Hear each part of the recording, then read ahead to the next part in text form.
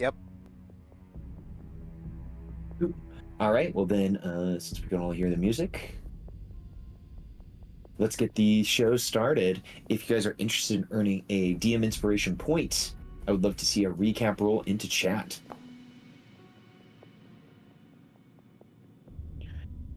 All right, I see an 8 from Akia, going once, going twice, sold to Akia. Akia, please take it away.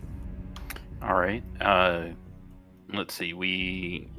I believe the sessions cut off right as we were getting ready to leave, right? We were at the only tavern in Tourmaline that That is hadn't been correct. destroyed. Mm-hmm. We had some Akia and Alicia discuss the curse, got the curse removed from Akia. Alicia did some divination. We discovered that there was uh, the mine that we wanted to go to possibly communicate with the kobolds, maybe get them to cooperate with the town, maybe get them to move out. Turns out they had their own issues, problems and that we could come to a mutually beneficial agreement between them and the town. We decided to have that our approach to the entire situation was going to be a pizza party. So we got some pizzas. We took Danica, left everyone else in town with the prisoners that we were bringing to Revel's End. We traveled to the Kobold's Cave, the gem cave of Tourmaline, gem mine of Tourmaline. Once we made it down, we made contact with the kobolds. It went very, very well. Made it past some traps that had been set, repaired some things, met with the kobolds, met Trex, who seems to um, have something going on. There's a bit of a mystery there. They're speaking common while all the other kobolds are speaking draconic. It seems that they want to. Uh, well, they're very amicable to working with the town. They also want us to clear out some monsters that were also in the mine. They also wanted us to check out a skull that was embedded in a wall on one of what looks like to me one of the newer sections of the mine that hadn't really been excavated too much yet. Was pulsing out some psionic distress call of some sort. We were able to destroy the skull and secure a psionic crystal inside, which we have encapsulated so that it can no longer emit this call. Possibly what was bringing the giant brain monsters, the blue Grell was what they were called, maybe? Grell is correct. Giant brain tentacle monsters. And just for good measure, just throw a beak on there. Why not? Almost a jellyfish, but it's a beak. Kind of like, hey, why have a bear? Well, you can make an owl bear. So, a giant brain jellyfish. Why not throw owl on there? Now you got an owl brain jellyfish. So that was it. We got led to the last known location of the Grells, and as we started walking underneath where they were, they slowly descended upon us and started whacking us with those barbed tentacles, and we are currently in a fight with them. Please take your DM inspiration. That was a really good recap.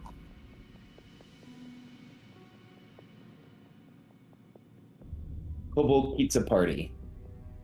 A very good episode of Run. Now we need to look at our Faxpiration question for this evening, everyone. Faxpiration question.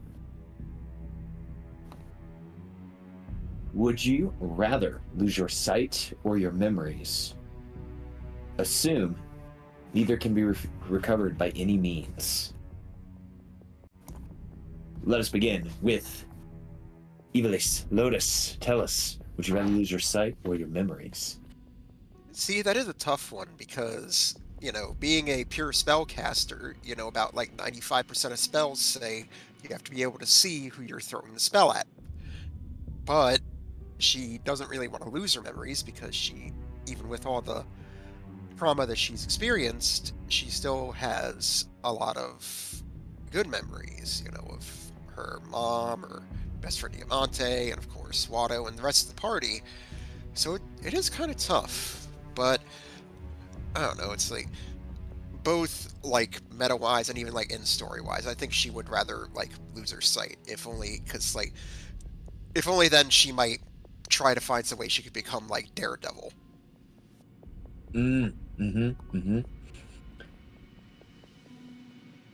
That makes sense. Well, please give yourself a Faxpiration point, and perhaps we will get the crossover we need, where you guys like interact with the tiefling without fear.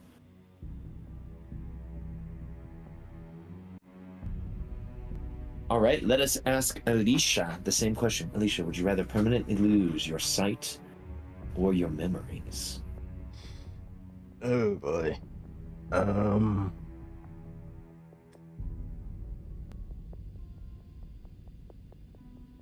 I would probably say Alicia would rather lose their memories. I think just from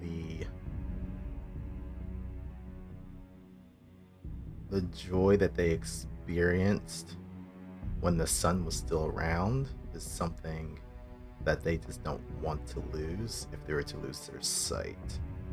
And I mean, if worse comes to worse, they can just make new memories with new people. So I think in their heart of hearts, they would probably want to keep their sight. Please take your Faxpiration point. So far, only one willing to keep their sight but lose their memories. Very interesting. Okay. Well, 2 Faxpirations given. Akia, same question to you. So, when Akia thinks about this question, they think their life would be less fulfilling without the ability to see. They have a lot that they want to be able to see.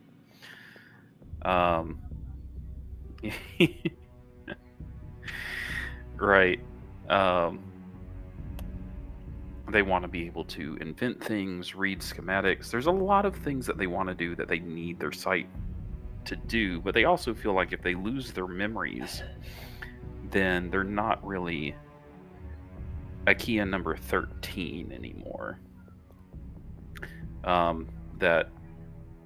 That person would sort of be dead, and a new person takes their place and starts with fresh memories, and that's like a different person at that point. But they feel like they could probably like that person, and they would feel good about that person being able to see. And they haven't really lived that long and had that many memories, and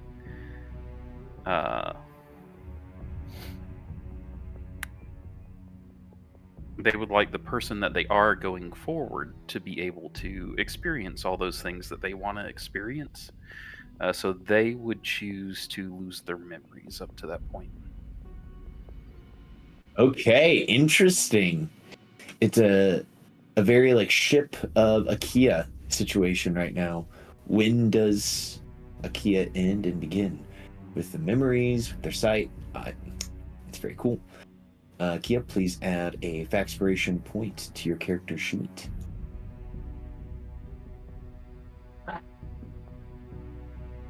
Okay. Well, if you guys are interested in asking any NPCs that you've met in your journey, you can give me a roll into chat.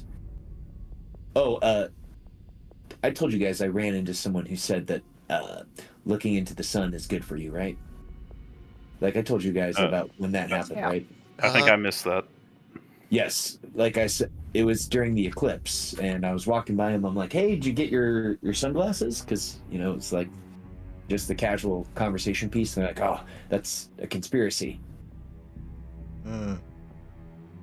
Like looking into the sun is actually good for you. It's called sunbathing and gazing." And I was like, "Oh, I need to get out of here. I need to go." Yep. Yeah. Well, hopefully they still can see. Last time I saw them, they still can, but it's just a matter of time. Yeah, that's true. Because after they said that, they're like, "Look," and he looked right into the sun, and he was like, "Ugh, Mm. see, it's good for you." I'm sorry. That's terrible. It's I'm like just imagining that one fish from the SpongeBob movie just going, "My eyes!" oh, and he was saying something about how like the eclipse wouldn't hurt your eyes any more than like just looking at the sun normally would. And I was like, "Oh man, I really need to go. I shouldn't be in this conversation. I just wanted to grab some sponges to clean my my job. All right, I need to go." Anyways, if you guys are interested of hearing an NPC's answer to this question, you can give me a roll into chat.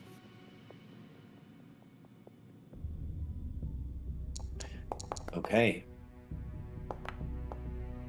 So we'll go with Lotus with 17. Which of your NPCs that you've met in this journey would you like to know the answer to this question? Since we got our buddy Akia 13's answer, I'm kind of curious what their sibling Akia 11's answer would be. Akia 11. Akia 11 would lose their sight because there are very specific things from their childhood, from when they were first made and created, that they don't want to forget, because they, in a very similar vein, believe that if their memory cores are destroyed, then it's essentially as if they never existed.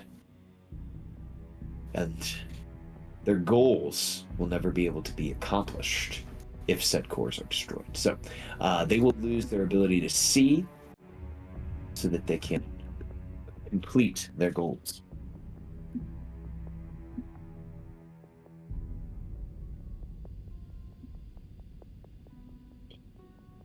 Excellent. Well, I need to move us from where we currently are to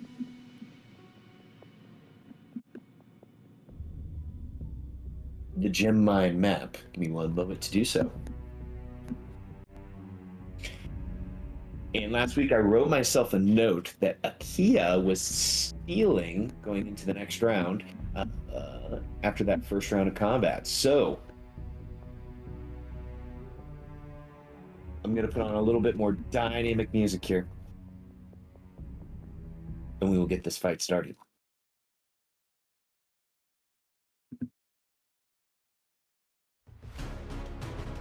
All right, Akia, you have stolen. The grells are moving about, grabbing people with their tentacles, and you are up.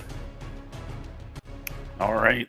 So Akia's going to grab one of their thermal detonator-looking grenades, look around, see that there's not quite enough room to safely use one, and put it away.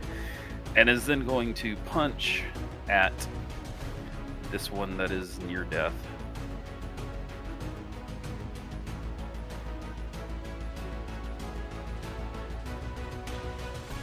All right, let's see your punch. 25. All right. Akia, tell us how you finish this grell off, this kind of smaller looking grell. I think that must have been just a punch as it goes in trying to, I think that one was attacking Alicia. As it goes in to bite Alicia, Kia's fist just makes contact with its beak, and its beak just goes into the skull, into the brain. It just flops around. Yes, it flops around, hitting the ground for just a few moments before it stops its flopping forever. And then Akia is going to now this one up here, it's kind of high up still, so unless you say, I would like to attack that one, but if it's not a valid, if it doesn't have enough of its body down to like be a valid target, then I'll attack the other one. It is 15 feet off the ground. And Akia, sorry, I have the sneezes right now. Akia's only 5 feet up. So, I don't know. What would Akia be trying to leverage here to try to attack this creature so high off the ground?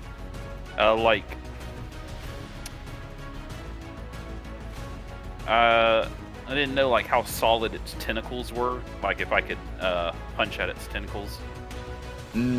Because like the tentacles were attacking people down here from range, and they're all like dangling down. So I was gonna like just start punching at them. But I got like a shield in the other hand, so it's not like I can like grab one and punch at it with the other hand. So it doesn't. Not sure it's really a valid target. I believe you are correct. The tentacles, as you look at punching them, you think it would be like trying to hit wet spaghetti noodles. The damage would just not be enough. All right. So seeing that they're just not solid enough to really make contact with, I'm gonna get up a little bit higher by getting up on this ledge here, from where I was anyway, and punch at this one that's a little farther down. Sure.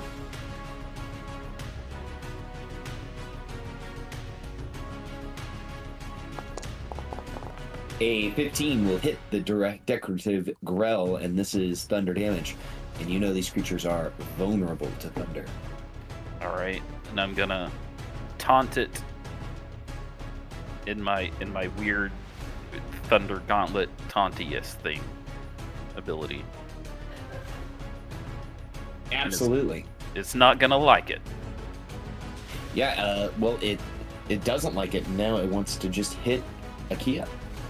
And then I'm going to use my bonus action to activate my self-repairing armor and gain some 10 HP and pass to, I guess, the thing that I just punched, probably. Alright, the decorative grill. It does one of those and flips, and it will target Akia, and it will multi-attack. It is going to make one attack with its tentacles. Missing Akia. And then it'll make a beak. Missing both. Alright. Getting my armor. Lots of armor.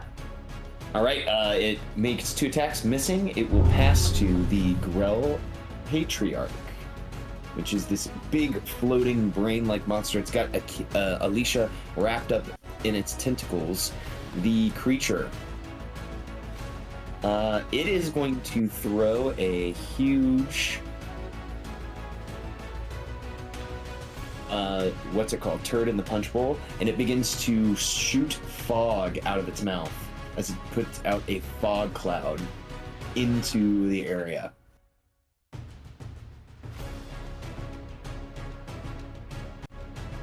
As the room fills with fog, you guys start to, cough and as the area becomes heavily obscured.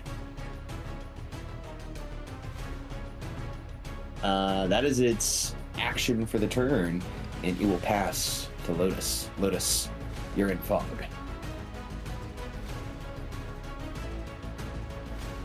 All right.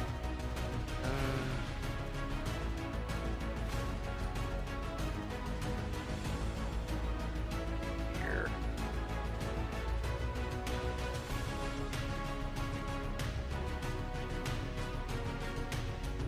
Alright, I'll stay where I am for now. Would target the Grell Patriarch. Let's see. I'll go ahead and cast cantrip Firebolt at it, spending a sorcery point for a transmute spell for thunder damage. Right, and we might have to look at Firebolt. Does it allow you to attack without seeing? Oh, right. Let me double check. It does. We were just talking about that. Mm-hmm.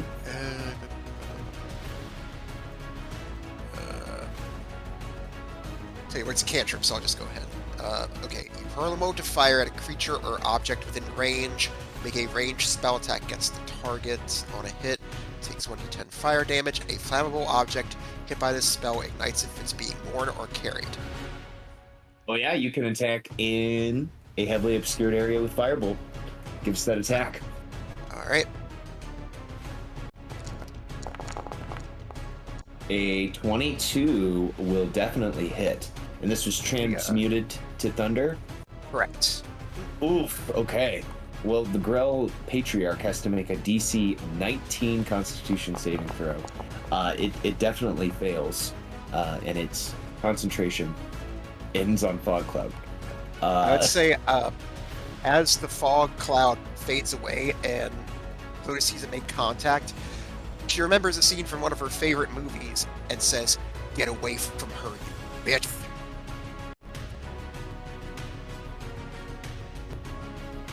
It begins to let out a psychic scream as its body is racked with pain.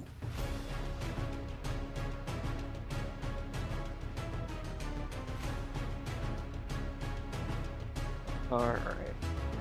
I'll go ahead and attempt to move away a little bit. That will possibly provoke attack of opportunity. All right. I believe this is made at disadvantage, but it will make it. You never know. It might get 2 nat 20s. It does not. You are safe. Alright, let's go ahead back here. Here.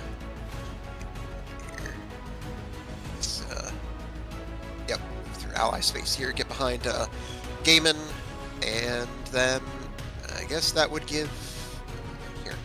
I will go ahead and I'll go ahead and give it to Gaiman then. All right, here. Lotus, let's see what we can do about these brain tentacle beasts. Gaiman will start to move forward. And move into a flanking position with you, Akia, on this Grell. It's quite a tight quarters in here. Just in case, I'll keep myself just a little smaller. And Gaiman will make 2 attacks with a +2 against this creature using Scoff Numb.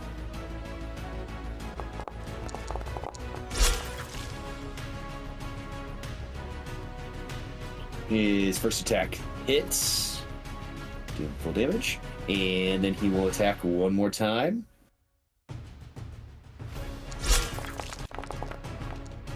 Dealing 15 damage. The creature is nearly dead. And he says, "Hey, Alicia, do you need any help up there, or you got a way down?" Working on it. And he will pass to you. Alright. Bonus action. We're gonna use our spiritual weapon to whack at the weak Grell. 16 to hit. How does your spiritual weapon take out the Grell? It's a big fleshy brain, so the Morning Star just comes down and just crushes right into it. Alright. Absolutely. Now that that thing is dead, at least it's gonna focus on the Grell.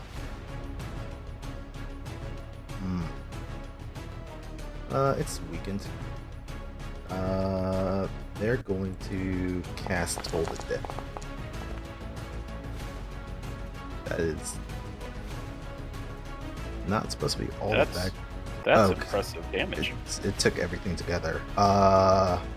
Should be the last 2 dice. But it makes a saving throw. So it takes that. It's able to take its tentacles and basically surround its brain to prevent itself from getting too corked by this attack. Alright. That's it. Didn't damage it. I'll pass it to...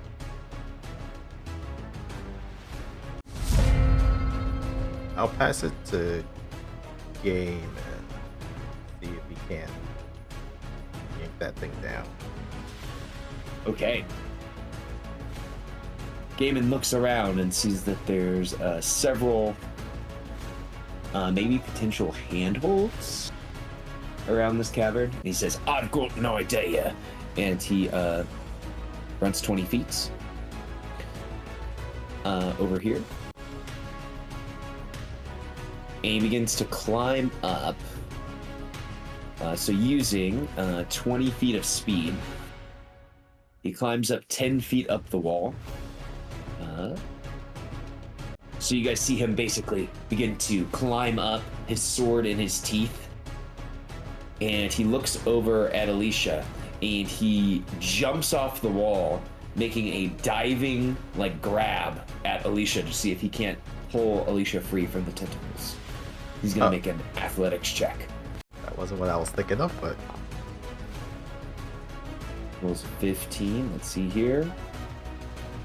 Oof. So the DC to escape is a 16.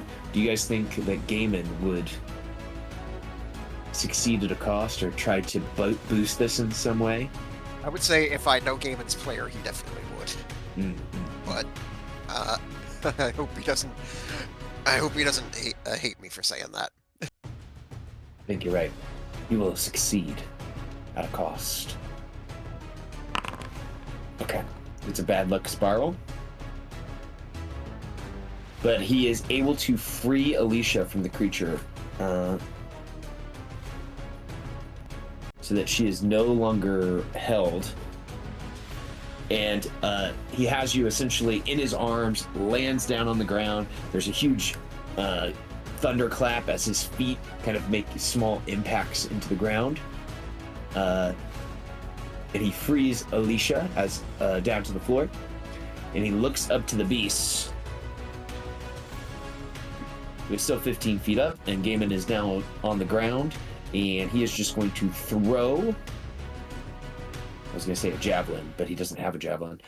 He is going to throw a hand axe at the creature, because that would have been one attack to try to grapple Alicia free. And he just throws a hand axe at the creature.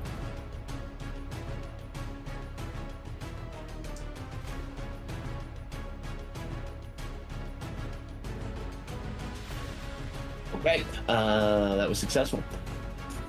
Gaiman looking around, proud of himself. The creature will go ahead and steal.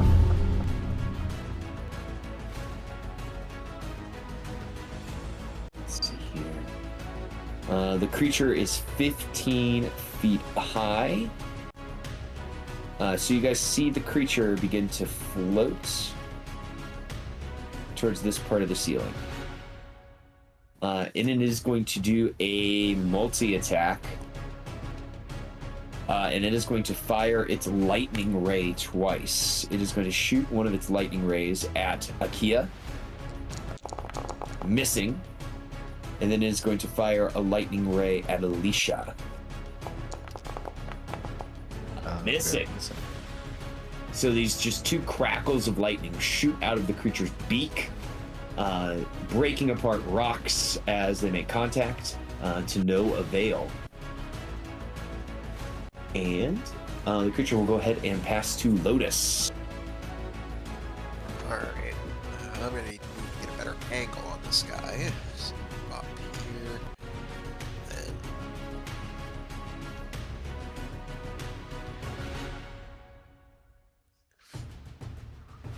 I did want to ask, would you allow me to move diagonally into this spot here? Sure. Alright. I just want to ask because it's like it's letting me collide. It's saying I'm colliding with a wall.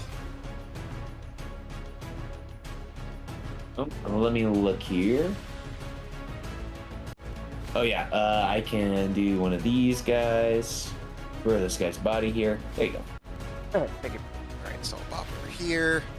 Target the girl patriarch.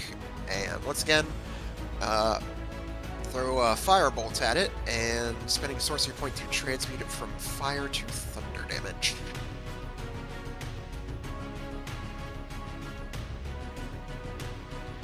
Very cool.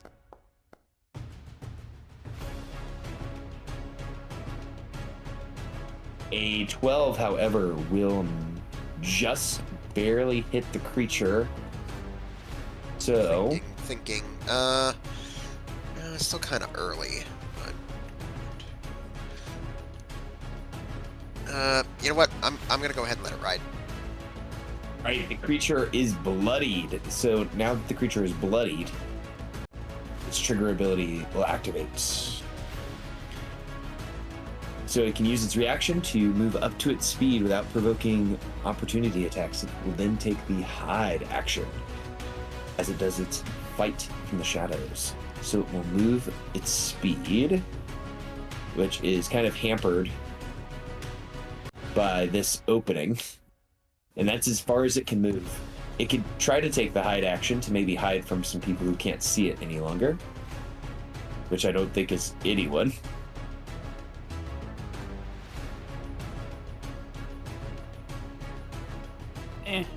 You know, for a giant brain, it doesn't seem I can only see smart. it. I can't really see it from my perspective. So it could hide from me. Fair enough. Alrighty. Let's make a hide action. For some of you, the creature seems to have disappeared.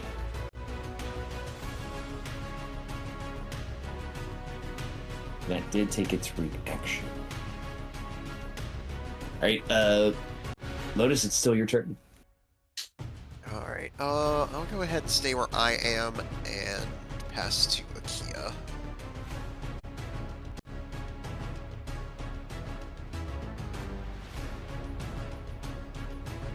Alright, Akia, you're up. All right.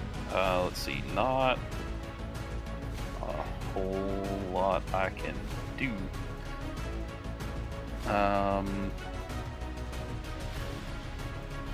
I've got a dagger I could ready. Oh, I think I'll ready an action to fire the knobber knocker. Because that's the only thing that's not just gonna waste a resource if it doesn't go off, I think. I'll just move sort of into corner here and ready that action. Yeah, that sounds like a good idea. And then pass to Alicia, who is AFK.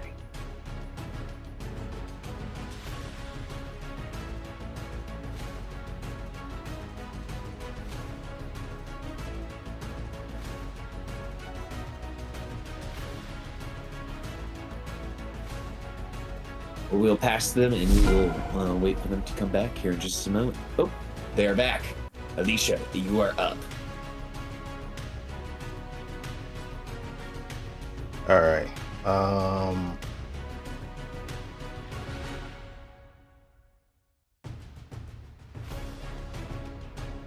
this thing's moving. Okay.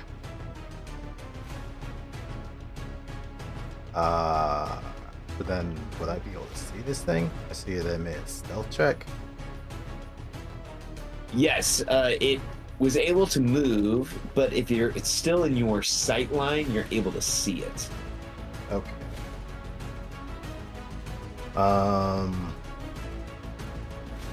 Bonus action.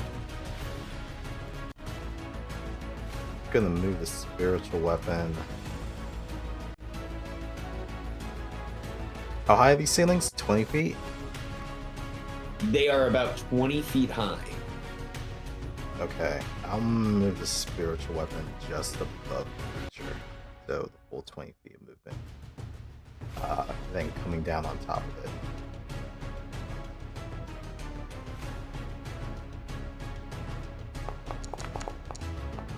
$22. Ooh, a 22 does hit the creature. Alright, and then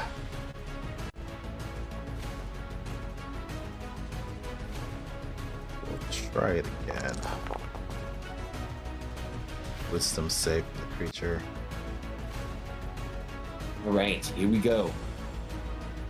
That is a failure. Okay, so that should be 17 damage. That's a 3 to 9, and then my wisdom modifier of 5.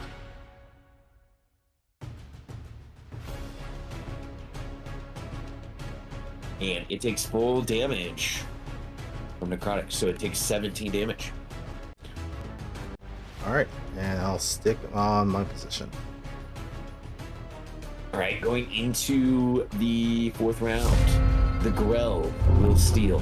Okay, let's see what this Grell is going to do. All right, the Grell. It is going to.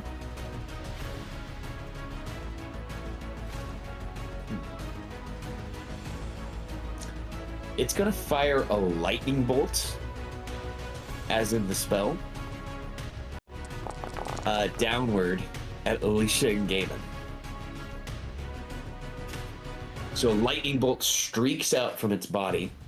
Gaiman and Alicia will need to make dex saves. Gaiman does this at advantage. All right, he succeeds. Only taking half damage. Alicia, unfortunately enough, fails.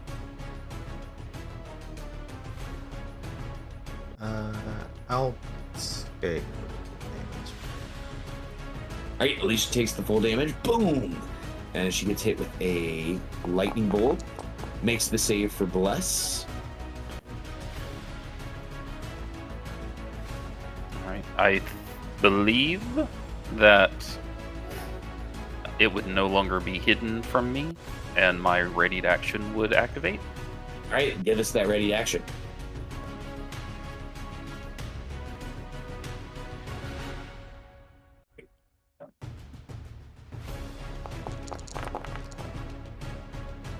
A 10 will not hit the creature. Alright, yeah, that rocket just goes wide. The Grell will continue to kind of float out over this giant pit. And that is the Grell's turn. So, Alicia, you could steal, or Gaiman could steal.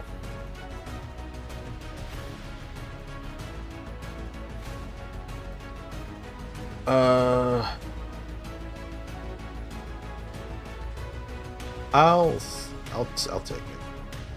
Okay. Bonus action.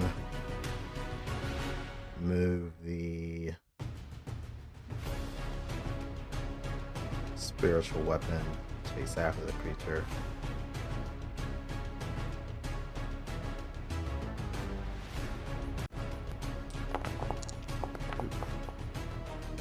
Swing and a miss. 11 does miss the creature. Okay. I think. I hope it doesn't get away.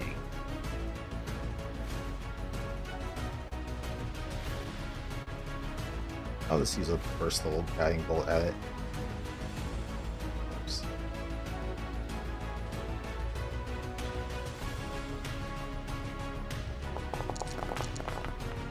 $31 to hit. A 31 will definitely hit this creature. 15. It takes 15 points of radiant damage, and the creature is an easy target. And I'm gonna back away just a bit, and that will end my turn. I will pass it to. Can I have it? I'll pass it to Akia. Thank you.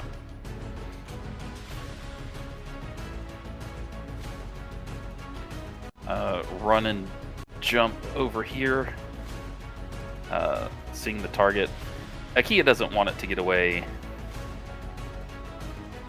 Akia needs to study this creature more closely and is going to attempt to bring it back in. Alright, let's see it. Constitution saving throw.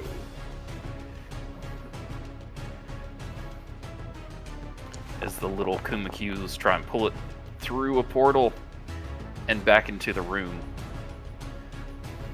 Alright, it fails. And it gets teleported right here in between everybody at ground level.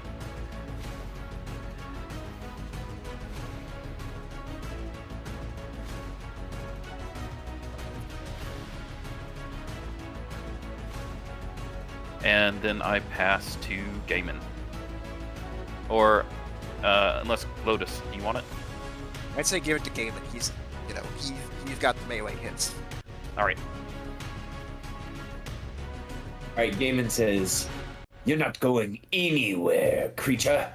And Gaiman is going to start out by grappling the creature with its first attack. And the creature will attempt to resist. It does not. Gaiman is able to hold the creature as he holds it down to the ground.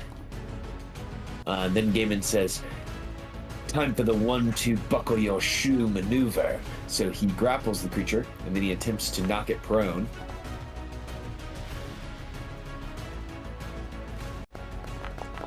And you guys see the creature get knocked prone and grappled. And he goes, "We've got him now, boys and girls." And he passes it to Lotus.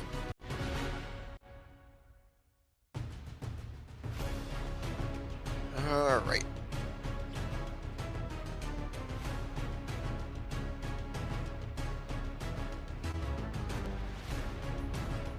All right.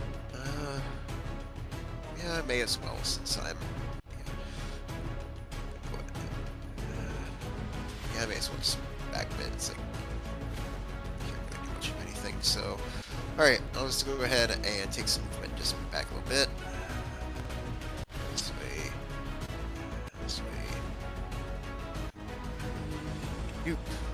All right. So as you move out of the creature's reach, it will opportunity. Wait, hold on. Actually, I don't think it actually can. Hold on. You are 15 feet away. You are not actually out of its reach. Its reach is 20 feet. Ah, that's right. I mean, I didn't even really realize that, but okay, that works. All right. Second verse, same as the first. I'll go ahead and chuck a firebolt at it. Spend a sorcery point. Transmute 4 thunder damage. All right. Disadvantage with 28, but still good. It does hit the creature while the creature is prone.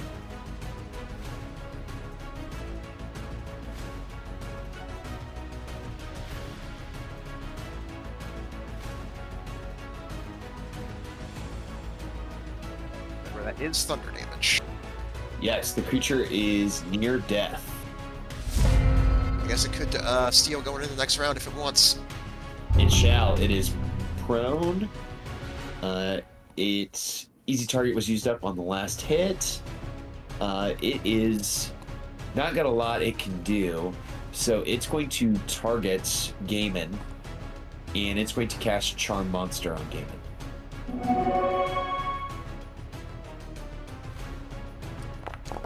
Gaiman fails his Wisdom saving throw.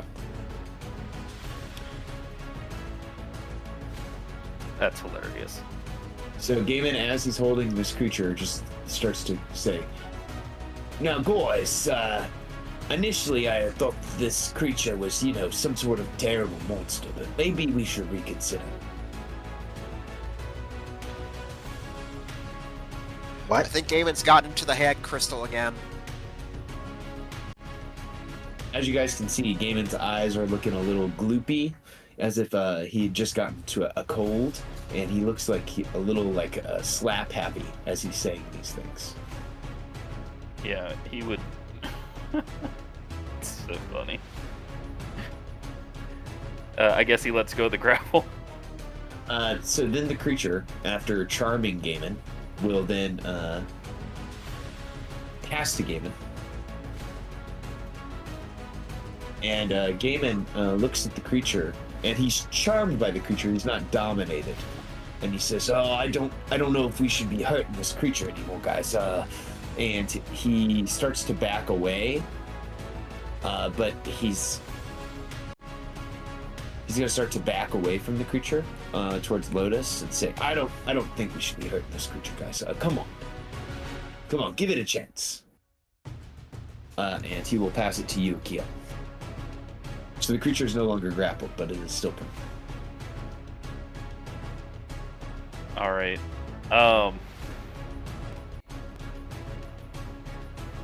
Akia's just gonna look at the monster, look at Gaiman, be like, "Yeah, this has happened to us enough times. I'm not gonna be fooled by this." And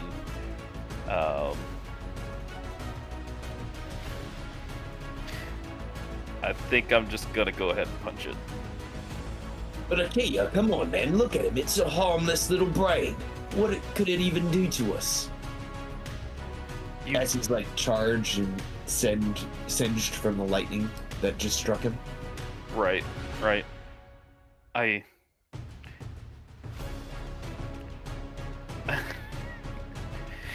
Akia just shakes their head a little bit and tries to punch this thing. Like, get out of my friend Gaiman's head. It begins to wiggle as you start to bring violence towards it.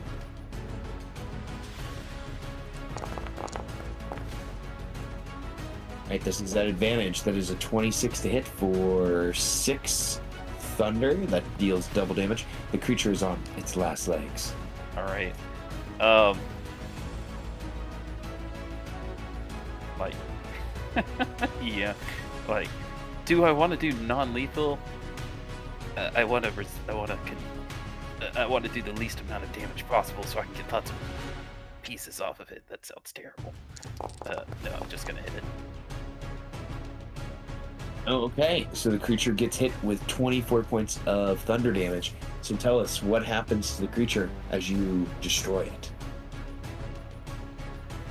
Yeah, so I'm just like, I've grabbed a hold of it by the side of the head, and I'm just watching it. But more so, I'm just watching Gaiman to like see if they'll snap out of it, and I just keep shaking it harder and harder and harder, and you just hear this crackling and booming sound. Just watching Gaiman to see, trying to insight Gaiman, see what they're up to, more than even concerned for the thing. And then it just eventually stops squirming around. So as it stops squirming around, the magic on Gaiman's eyes starts to wear away. The goop that was running out of the sides of his eye sockets, his bewildered expression comes to an end as the Grell Patriarch is defeated. I hope this is okay, Gaiman. Oh no, it happened again, didn't it? Thank goodness. I was actually very worried you actually meant that.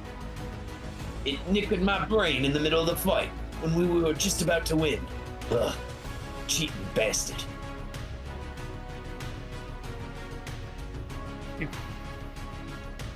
That was actually a bit scarier than the lightning bolts.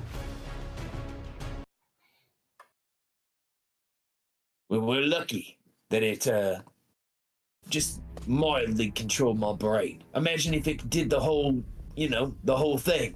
Turned me against you all. Yes, I suspect I would be down the hole at this moment. He looks over the hole and he says, "Yeah, auspicious hole this is."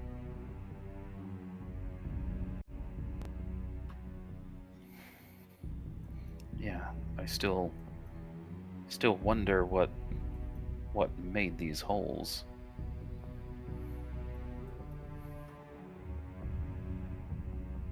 Although I do fear if we found out, it would not be pleasant. You all think this hole goes all the way down to that underdock? I think I want to explore right now. Mm. Mm. I think you're right.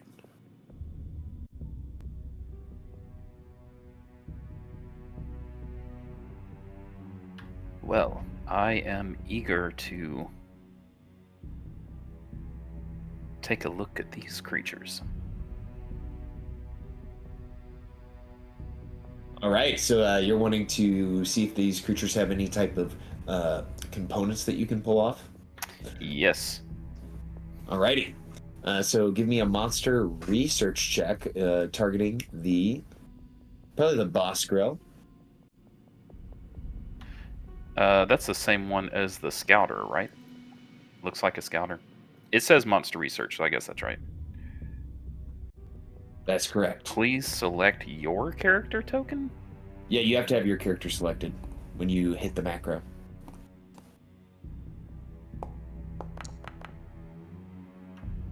I will Faxpiration.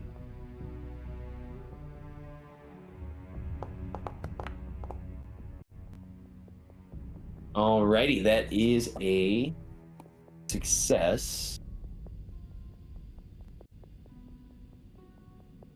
So let me tell you what you get.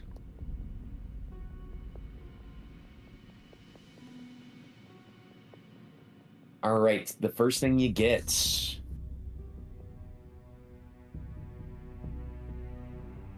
Akia, you believe you can get off of this creature one giant chunk of meat. And if you consume this chunk of meat, you can gain blind sight out to a range of 15 feet and be resistant to lightning damage for 1 hour. But you have to fully consume this grell meat. Gross, but okay. Gross, but okay. The other component here that might be interesting to y'all is the tentacles from the boss grell. Let me roll here to see how many you could potentially get. I think Gaiman's already looking at those tentacles like, that looks like a whip to me. Yes, you can turn these tentacles into a whip that has some pretty good effects if you guys can get the whip, the tentacles off this creature.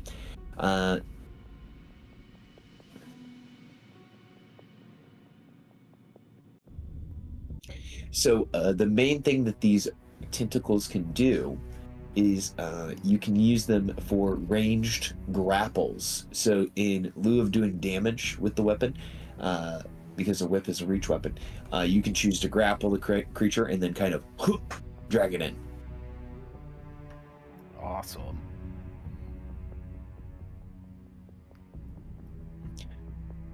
So for the tentacle, we're going to call it another monster research check from Akia to see if you're able to perfectly excise these from the creature.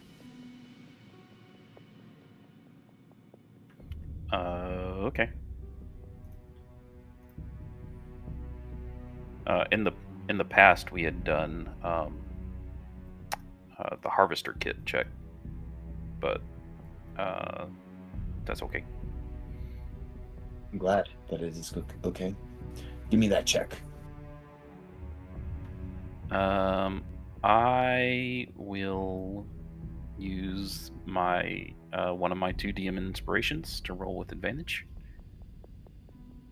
Seeing as you're fascinated by this creature, I'll pump a guidance onto you.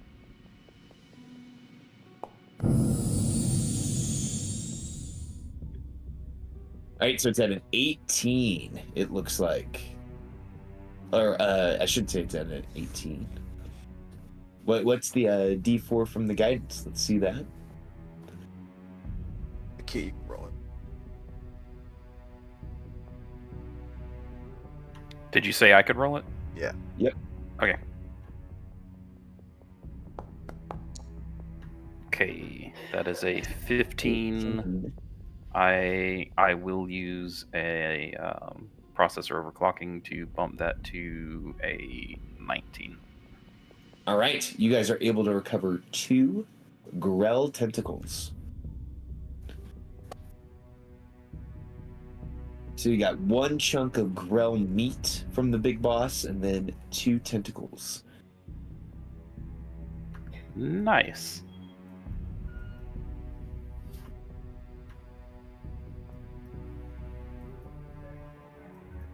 And the process would have taken you guys, let's call it, roughly 20 minutes to accomplish that task.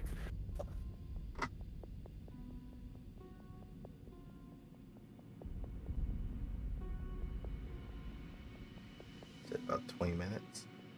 Correct. We can. Alicia, you look very singed. If you want to rest while I carve up this thing's brain and tentacles.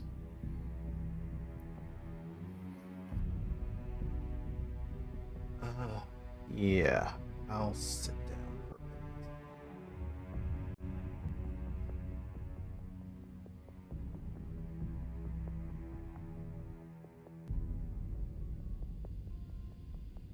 Otis would move over to join you, Alicia, and she'll take out a cigarette for herself, and she ponders it a bit for a moment at first, and then offers you one. It's like she pulls out another, says, "You want one?" No, thank you. All right. She'll put it away and then light hers. Start taking a drag from it. Who's this?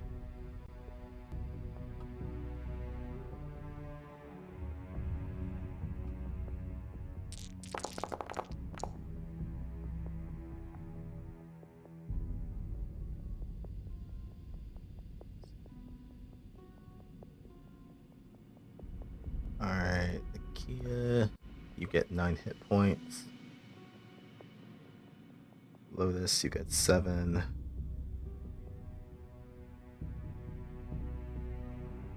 Gaming gets 9.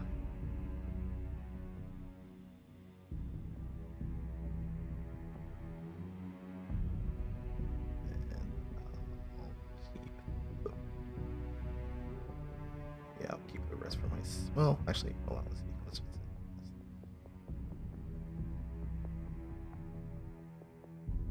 The rest of us are looking pretty healthy now.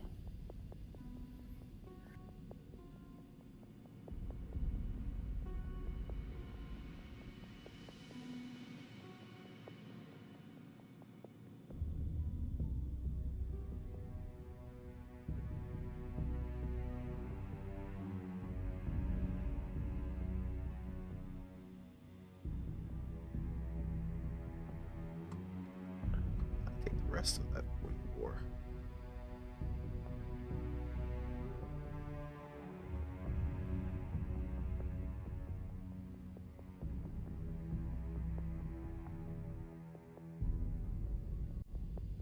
I think that's right.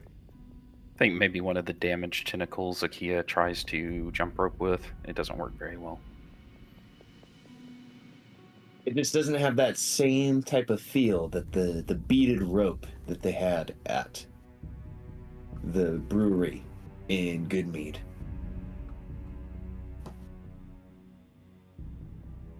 You know, that slight plastic sound as it would hit the ground over and over. It would give you a good rhythm.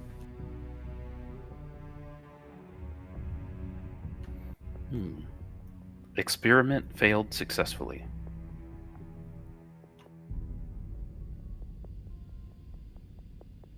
The party, as you guys finish up chopping up the grell,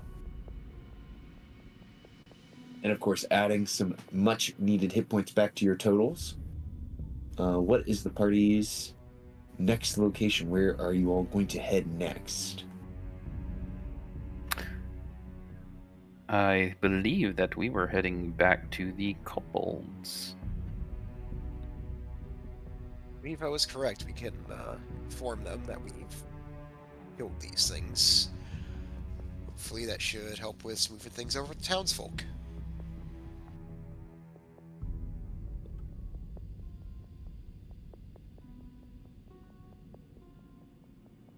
Well, excellent. Okay, you guys are going to head back to the kobolds. Then I can put you guys into a quick hero huddle and move you back towards the kobolds. What was that vision part of the Grell brain? Was it dark vision or blind sight? sight. And what was the range on it? Put it there in the chat for you. All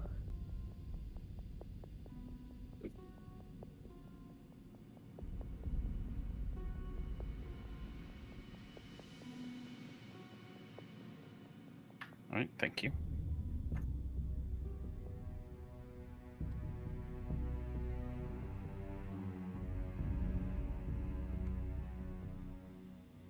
All right, I will quickly grab you guys and just move you guys back.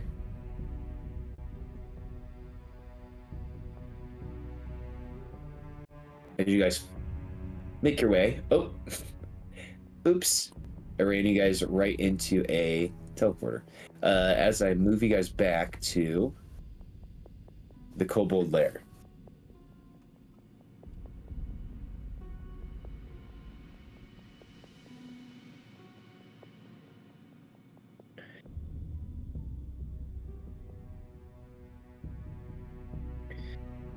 As you guys make your way back, Trex and the other kobolds are still kind of, you can see that their bellies are slightly distended from all of the pizza and beer that they've drank and eaten. And they're kind of resting in their kobold den as you all arrive. And Trex will kind of perk up the others by saying, they're back, they're back, they're back. And they will do their best to look presentable as you all walk into the cavern.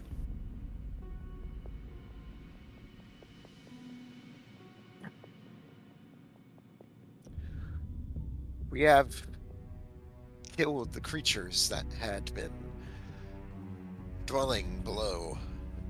And as a bit of a bonus, we also took care of the skull as well.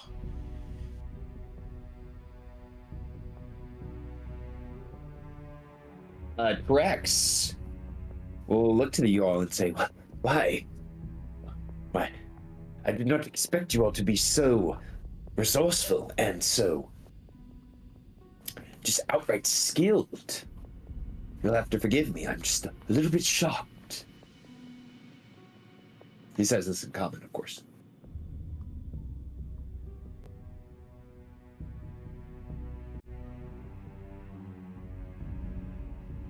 You were, but you had tasked us with doing this in the first place. Why would you, if you hadn't expected us to succeed? He said, sounding very suspicious.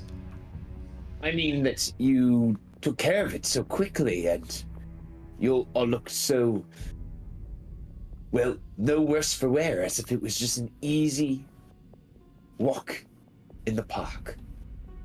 Oh, we got electrocuted a little bit, but Alicia's very capable healer. I see.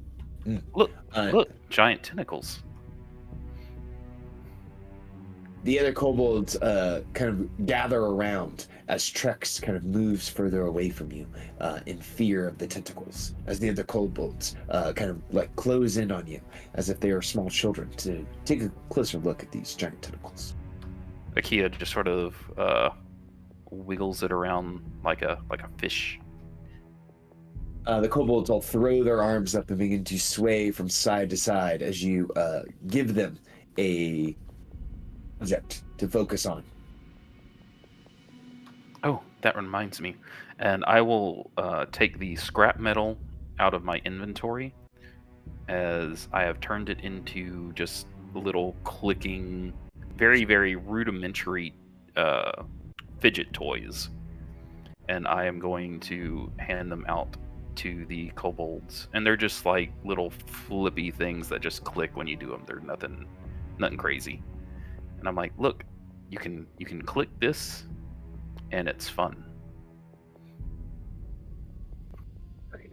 All of the kobolds not named Trex will begin to obsessively and fastidiously play with the fidget spinners and fidget clickers that Akia has provided the group.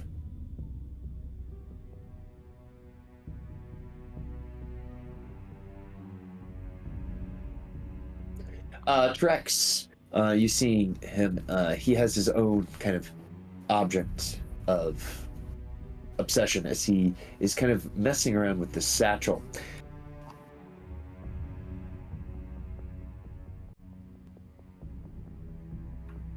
Trex, do you want one? I made plenty.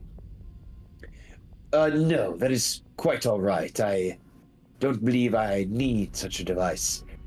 So tell me, now that we have gotten rid of the monsters in the cavern, will we be joining the town proper? We should. The speaker seemed amenable to the idea.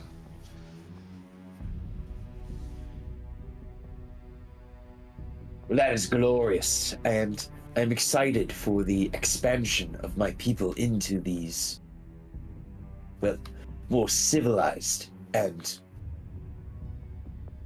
more accommodating places.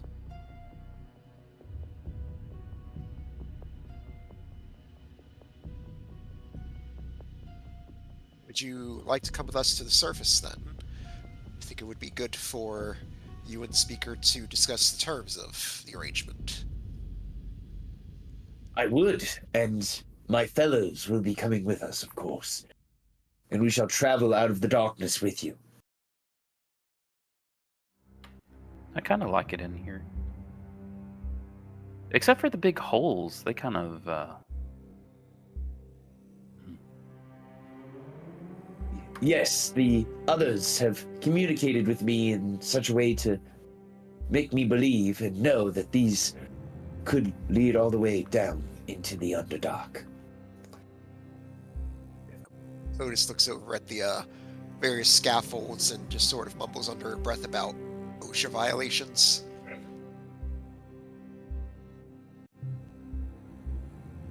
If I lived down here, I would definitely want to connect the tunnels in such a way as those large holes could be avoided entirely. I don't know, they make me very uncomfortable for some reason. But the rest of the area is kind of cozy.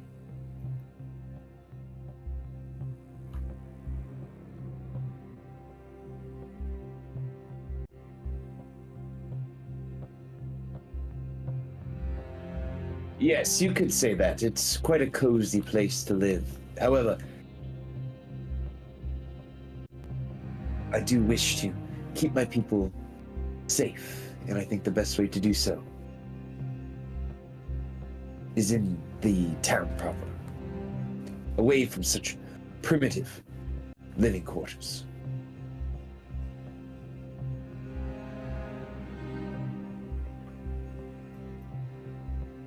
Well, So, OOC guys, there's a gym cave over here that Orf was like, "Hey, y'all could try and get some gems in that cave." Yes. Though, perhaps before we leave, our cleric, Alicia, might... They need gems for components for various spells. Is it possible you might be able to spare some of those for us? But the gems do not belong to me or my ilk. They belong to the mine and to the people of the town. I am not one to give you clearance or permission. That is on you and the town speaker to decide that. well, we did speak with him previously before coming down here. He did say if there is anything that we found along the way, we'd be able to take. Ah, well then, there's your answer then. We will not get in your way of any mining or collection that you need to undertake. The kobold says quite eloquently.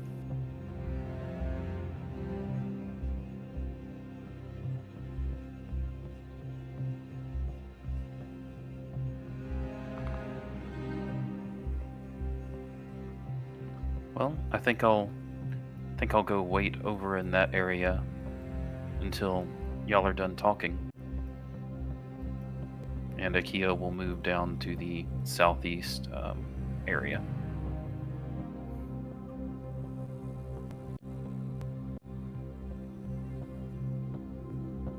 The leader of the kobolds, Trex, says, is there anything else that needs discussed, or can we head back to the town?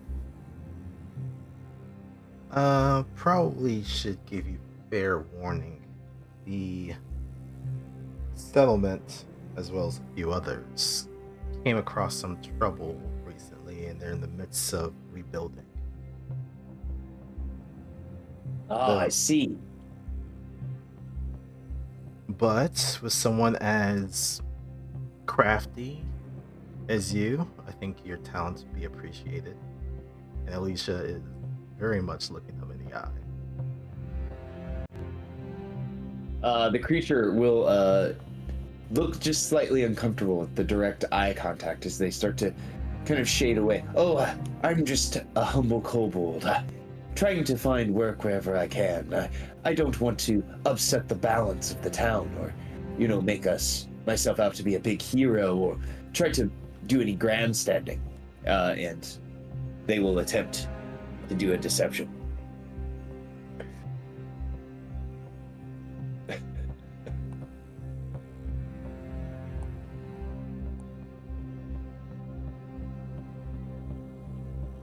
All right, here we go. Here is their deception.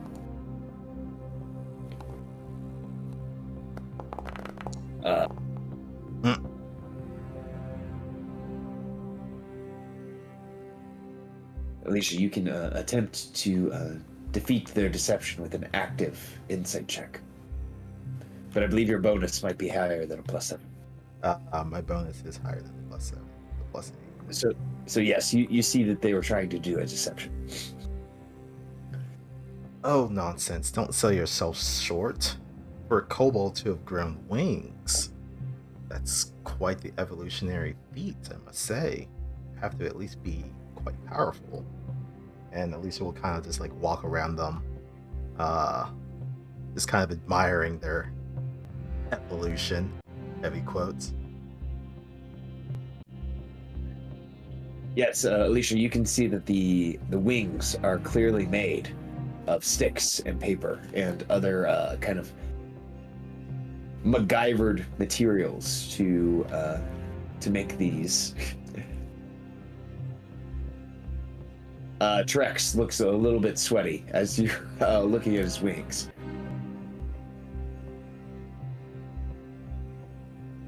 I imagine you get quite a few compliments from your tribe on your ascension. Yes, I have become even closer to ascending to our draconic ancestors than ever before.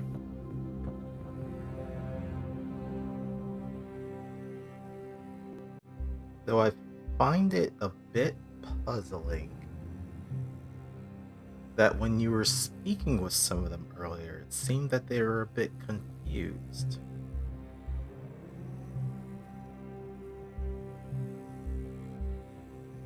The kobold starts to back up a little bit. Yes, there's just been so much trauma from the resultant Yeti attack that my brain just... a new flip was switched. That's all. Oh, I don't feel like that connection between you and your tribesmen should be something that hampers you. As a matter of fact, I do know a spell, it's only temporary, but it would allow you to communicate with them. Oh, a spell of tongues to give me back my ability to speak? Mm-hmm. Oh, of course. I would love the opportunity to speak with my fellows. Okay, on that, I would like to roll an active insight check. Yes, please do. 21. All right, Alicia, this tracks. There's just something about him that is not adding up. Their speech patterns, the way they're acting, they are completely unlike their fellow kobolds, as all of the other kobolds are basically, well, they're playing with Akia's tentacles, they're stuffing down the trout-like pizzas.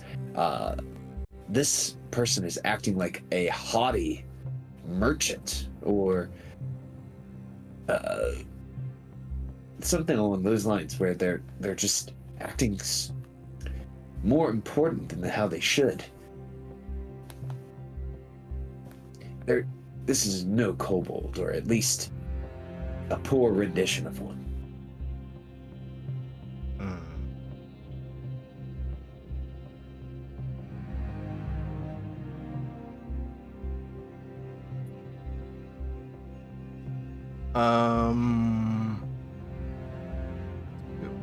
Actually, I will be right back. So if someone else wants to do something, Sure.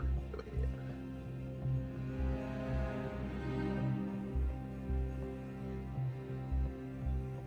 All right. I guess those would have just let Alicia take the lead, and just would have like stayed back to back them up if needed, and then slowly move forward. But say Trex, you should be able to share your secrets of craft with the townsfolk. I mean, I'm sure they'd appreciate it. Oh, of course, I will share everything that I've learned in my very short kobold life with the townsfolk of Tourmaline, and hopefully the other towns as well. We want to be as helpful as possible.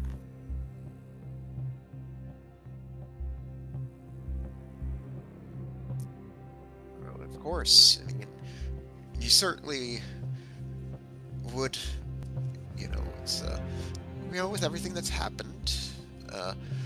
You do want to be very careful, though. You wouldn't want the speaker or any of the townsfolk to think you or any of the kobolds are hiding anything, would you?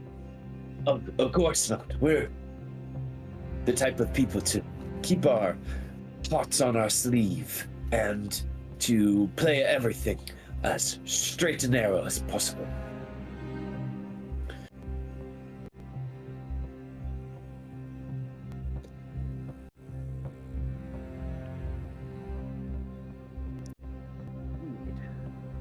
Well, if that is the case, I do want to say Lotus will up here and very gently, just sort of like run a finger along one of the wings and say, I must say, I've never seen anything like this before. After touching his wings, he sort of like backs up a little bit and says, sorry, I have a kind of a notion. I don't like to be just so outwardly touched. You're right, I apologize. I should have asked first. It is just safe because, I don't know if you've seen my kind before, but my kind don't have them.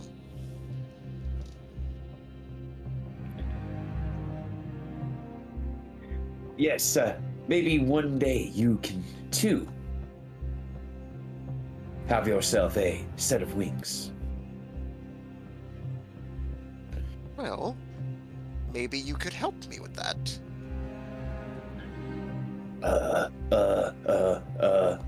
The kobold looks very confused. How would I do that? Well, maybe you could tell me what you did. Did you do some sort of physical training? Was there a ritual? Was there some sort of like magical spell you found somewhere? Oh, it's as I led my people out of the attack from the Yeti, I felt that my draconic ancestry finally was unlocked, and with it, I was able to realize my true form. So all you need to do is... He looks around to his kobolds, who are, eating pizza, drinking, playing with tentacles. Just put yourself out there and wait for the winds of Tiamat, or whatever draconic deity you worship, to guide you to grow your wings.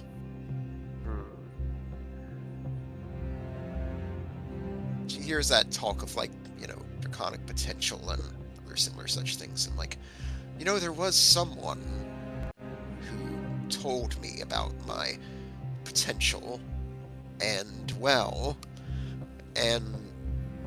she'll kneel down to get at eye level with him, and then she'll very slowly pull off the Flavy mask,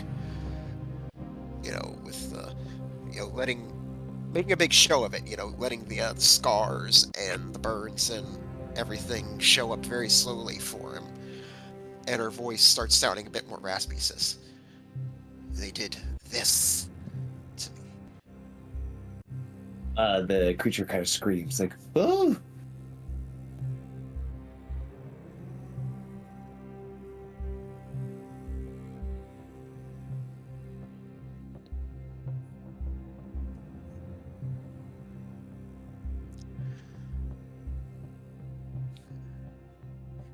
And seeing that, she'll slowly pull the mask back down. So, how about you tell us who or what you really are?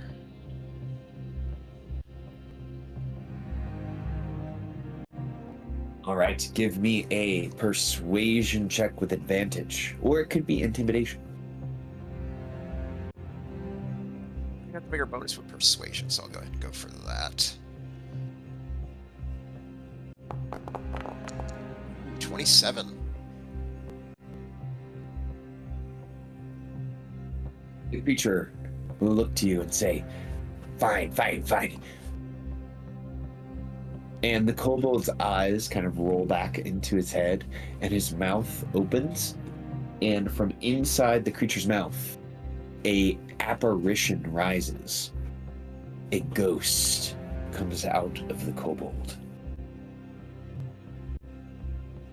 You caught me, okay? I'm no kobold, I'm a spirit. I found this kobold by a happenstance.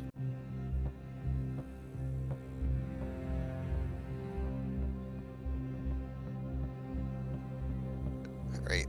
Lotus is very surprised. How's Alicia reacting to this? I probably should have seen possession coming, but I didn't. Huh.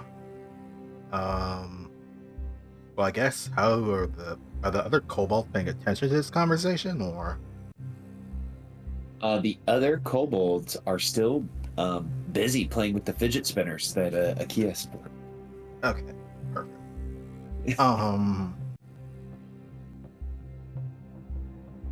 So were you trapped down here in these mines? What happened exactly? The kobolds happened upon my spirit when they found the satchel in the snow up in the dale during that Yeti attack. When the Trex picked it up, I was able to possess his body.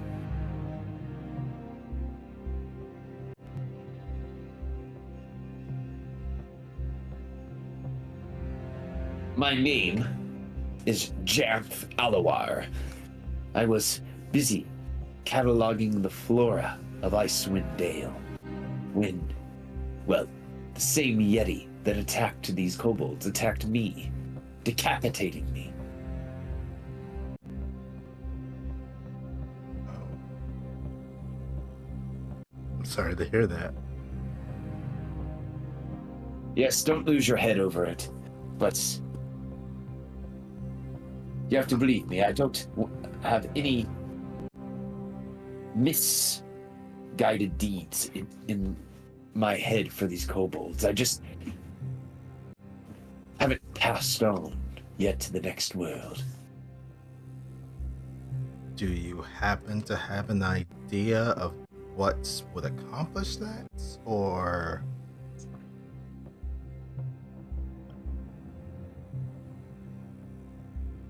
Alicia might know more than the spirit. Because the spirit does say, I do not.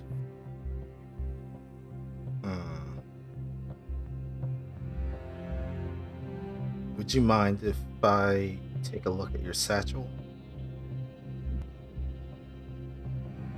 Maybe there's something in there that could give a clue. Well, it is all that's left of my life. Samples of the flora, fauna, and moss, the lichen, the shrubberies that I've collected over my long career.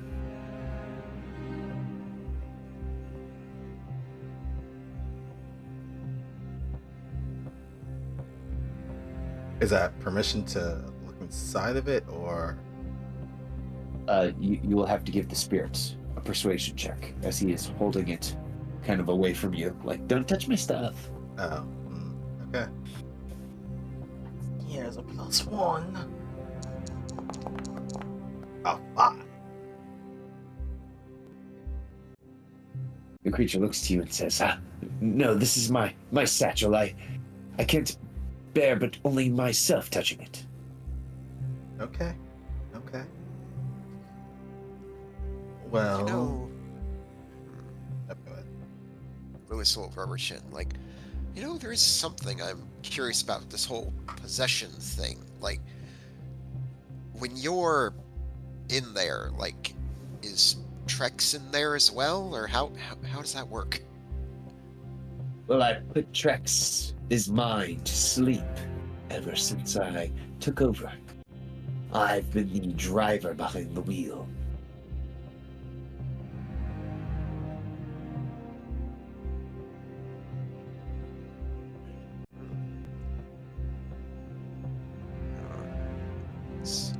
And how does Trex feel about that whole situation? The times that he's tried to gain consciousness, I've used my spiritual power to make sure he doesn't wake up to find out what has happened. At least, that's what I believe.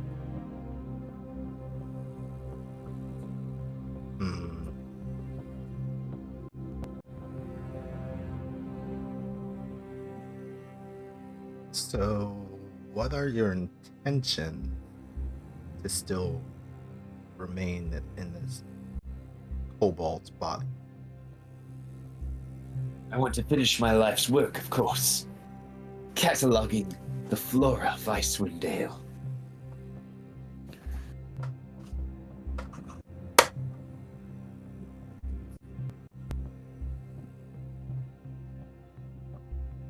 Getting the kobolds out of the cavern is just one part of that.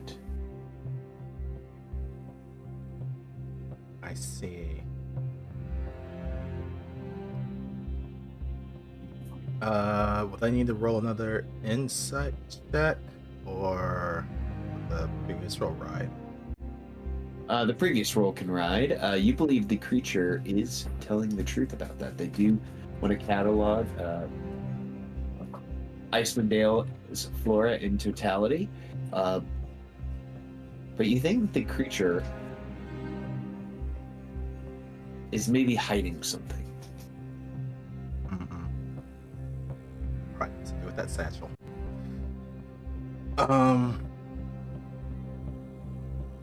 So if you were to accomplish this goal, do you intend to stay in the town for any duration, or would you leave once you get to the surface? Once we get to the surface, I will help to install the kobolds as a part of the workforce, and we will use our newfound influence in the town to start slowly working in the mine and give me time outside of our work hours to explore and start cataloging the mosses and lichen and different plants that are still alive, of course, in this darkness. I see. Well, quest for knowledge. That's noble. And more importantly, non-harmful.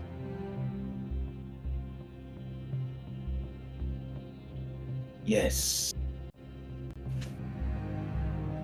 I am curious also. What are your feelings on the Church of Auril?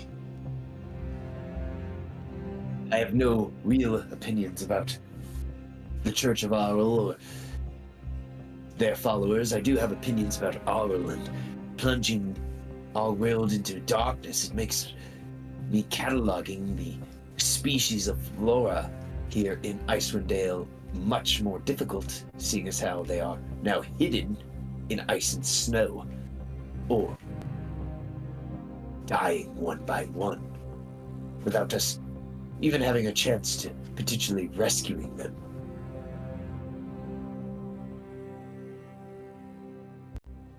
Alright. Well, this is a bit of a interesting revelation, but I don't see how this would really change too much of what we already had planned.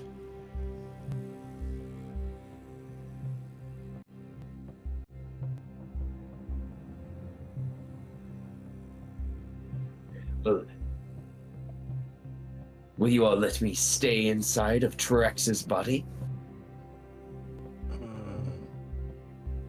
Lewis will look to Alicia and say, well, what do you think?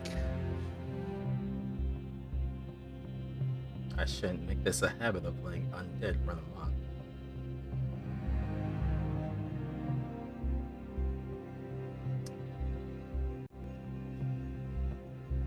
Once you are done with your task, do you swear to ascend to the afterlife? By any oath and promise I can make, I promise that when I have finished cataloging the flora of Icewind Dale, I will ascend to the world after. And I do realize that is quite a big ask, because Icewind Dale is quite a large region. It is, but the work needs to be done.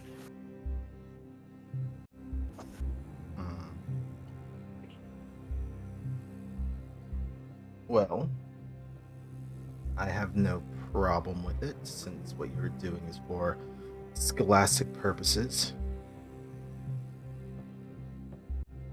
Though hopefully you wouldn't mind if I come by from time to time to check in on your progress. I wouldn't mind at all. A little bit of academic research. I have my own board here. Oh, it's exciting.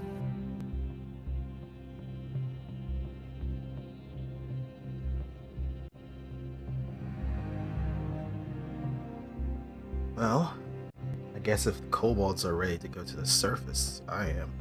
We should probably check on the key and see what progress he's made. The kobold will nod, and then Trex will yell to the other kobolds that it's time. Take your fidget spinners, and we are going to the surface.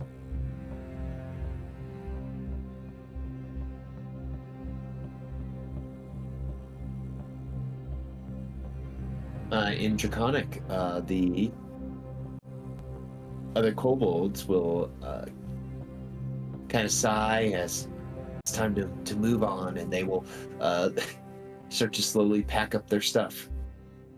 Akia, we're going to kind of flash over to you. as the others want to check up on you. Yeah. So Akia might actually get this accomplished pretty quickly. Akia's feeling kind of good right now and not super serious. So they think it would be fun to try and find some jade shards in this room to have fun spell time stuff with. So as they've gotten in here alone, they're going to be using locate object with their compass to try and find shards of jade to pick out of the walls. Absolutely. So yeah, if you are intending on using this resource from your compass, you can try to find a jade line, a resource, to get yourself some shards of jade. Yeah, and that's what they were doing. They would probably just in a moment of not being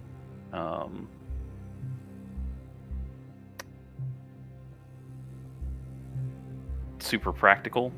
I think they're just going to use all their charges, all 10 charges, to cast locate object 5 times and just try and find some just jade shards.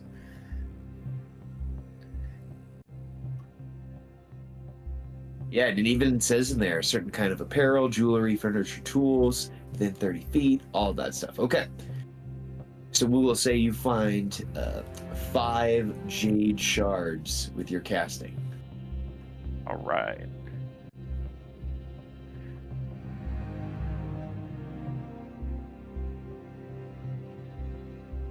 So Alicia and Lotus, you guys would happen upon your friend Akia as he is mining out of the wall these shards of jade.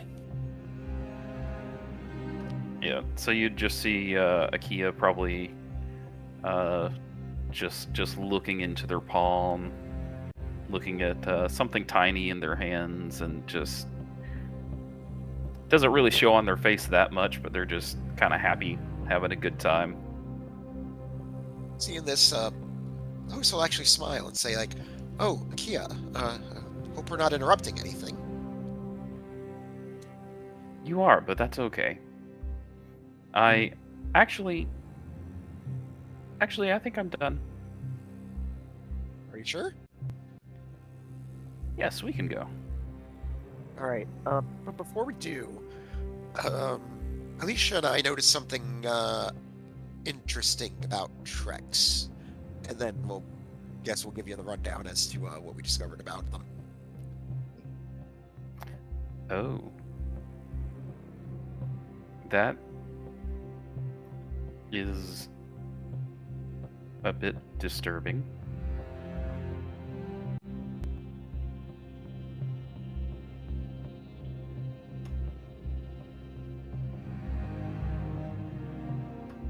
I guess we're just sort of on the way out.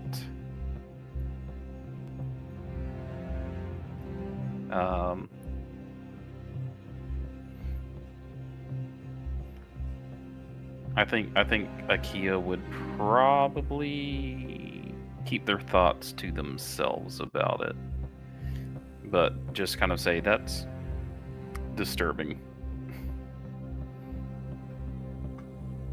It is, but we've come to an arrangement, and it seems that for a good change of pace, things seem to be looking up. I will admit, I am torn. On one hand, a spirit possessing an unwilling body is, well, it's not a very good thing. But on the other hand, said spirit is making an effort to further knowledge and academics in the region for gathering this information.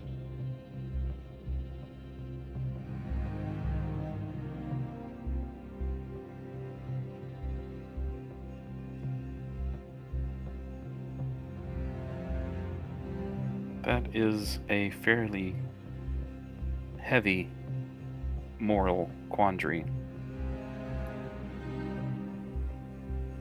That could Knowledge- probably cause some debate among philosophers. I imagine it would.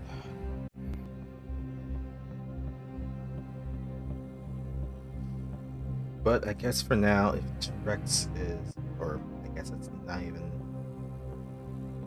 Wait, no, they did give us their name. Alicia would remember it. I totally don't remember it right now. It's Janth. Janth Alawar. Here, I can put it in chat.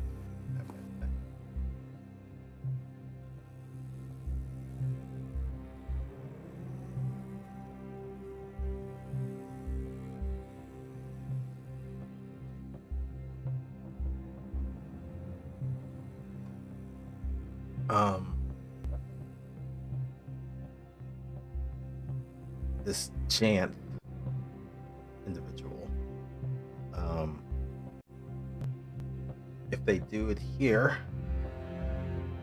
to their promise to head for the afterlife after they've completed their work, if that's the only tether that they have to this material plane, then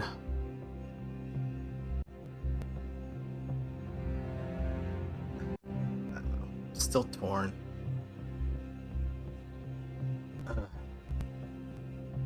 Yes, if we... It reminds me of a hypothetical situation that my creator had talked to me and my siblings about, with a thing called a trolley and tracks and people tied to the tracks. It's very horrible.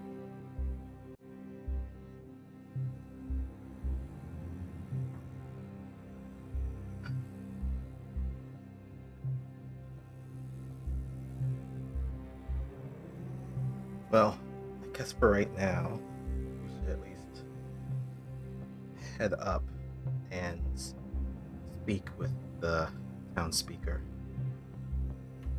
Yes. Inform them of everything that's gone on so far. Did we find any other gems around here other than what are those in your hand, I guess? Oh. Well, they wouldn't be in my hand, but you'd... yes, there were quite a few gems in that cave that seems to be a new section of the mine.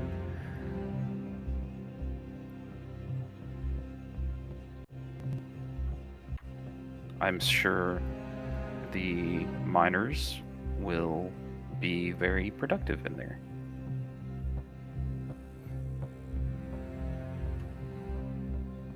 And you might get Akia's being a little,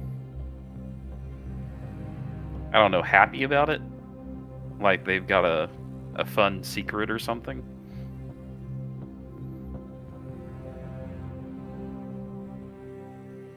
Interesting.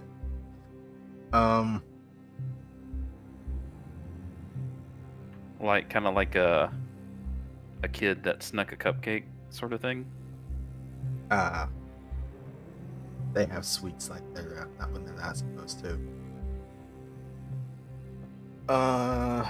Well, did you find any diamonds in that direction, or do we have to search elsewhere? I didn't notice any, but there could be some in there. There seem to be many types of gems in that section. But there are gems, diamonds promised to us when we return to town. That is true. Okay. I guess we should head back.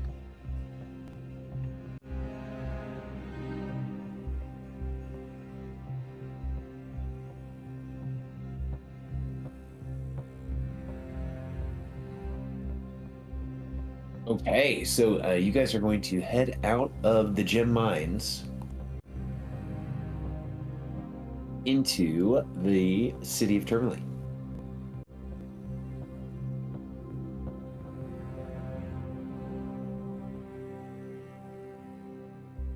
The kobolds don't put up any fights, and the Rex, aka Janth,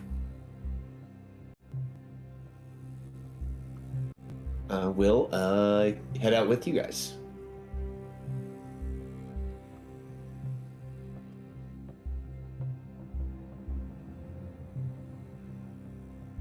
Let me take us to the Tourmaline map. The kobolds will slowly walk out of the mine with you all, and when you guys finally exit the mine, it is nearing 11:30 in the morning, so there's still some vestiges of the dim light that shines in Icewind Dale. And they kind of cover their eyes a little bit because it is far brighter than their little eyes are used to after living so long down in the deep, dark caves.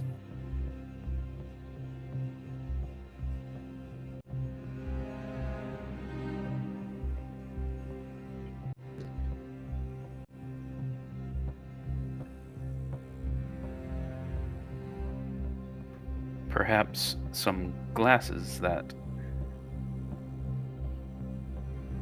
mitigate some of the light would help ease your strain.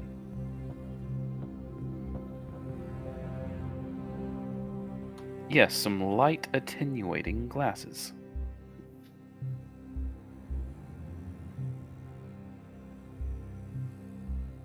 So it is a 30-minute walk from the gem mine to town. Waiting for you guys kind of outside what is your ally, Danica Greysteel. And when you guys exit, she notices that the kobolds are all with you. They look maybe a little nervous but friendly. And she will give them a reassuring smile to let them know that she doesn't mean them any harm. Trex, as you guys exit, will once again say, because of my unique situation inhabiting the body of this kobold, do you all think that it is best that we keep my situation close to the vest with our new landlords?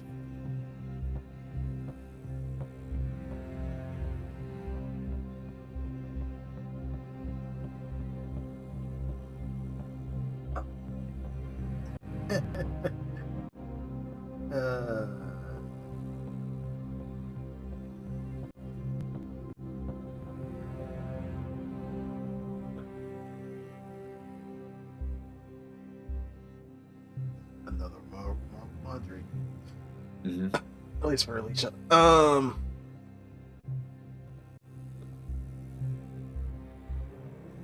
I think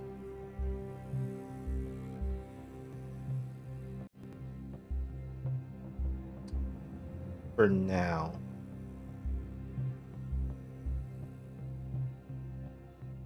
we can keep it to ourselves. For now.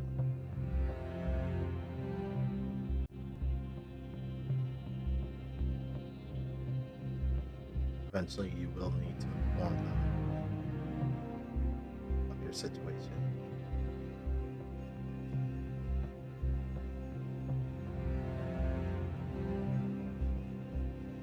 Of course, eventually, but initially, just ease them into the idea of kobolds. they're already going through quite a bit. So, yes, easing them in to your situation at a later date would probably be better.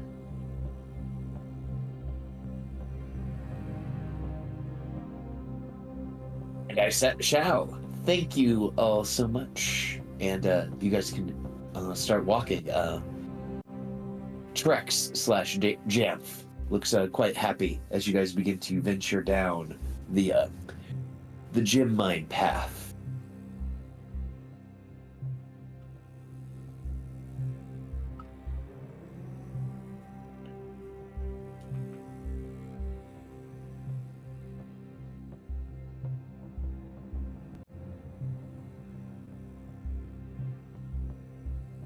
So it takes you guys about 30 minutes. So you guys will return back to the city proper roughly at noon.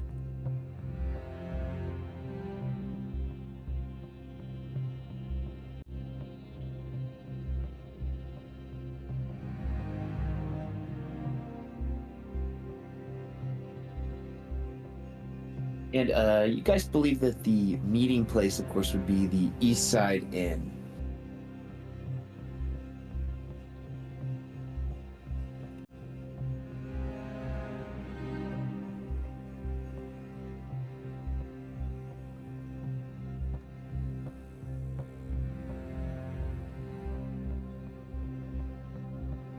All right, and I will load us into the East Side Inn then to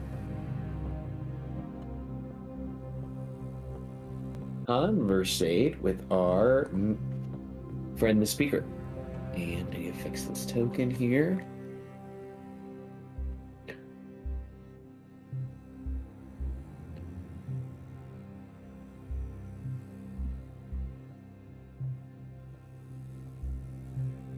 All right, so you all are heading into the East Side Inn, and with you is Trex.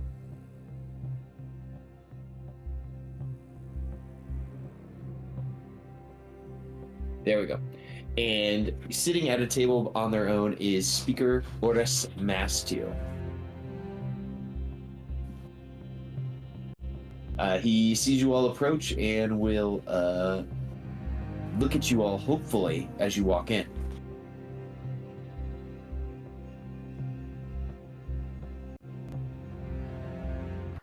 I guess we walk in with a whole bunch of kobolds with us. Yeah, there's a bunch of them with you guys.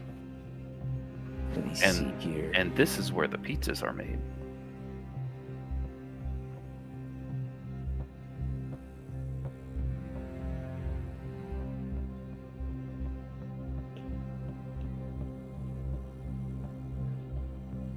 So there are roughly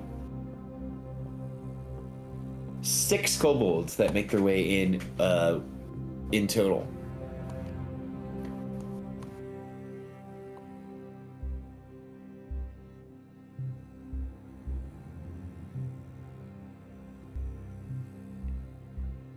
So this small contingency of kobolds walks in behind you as you see the speaker.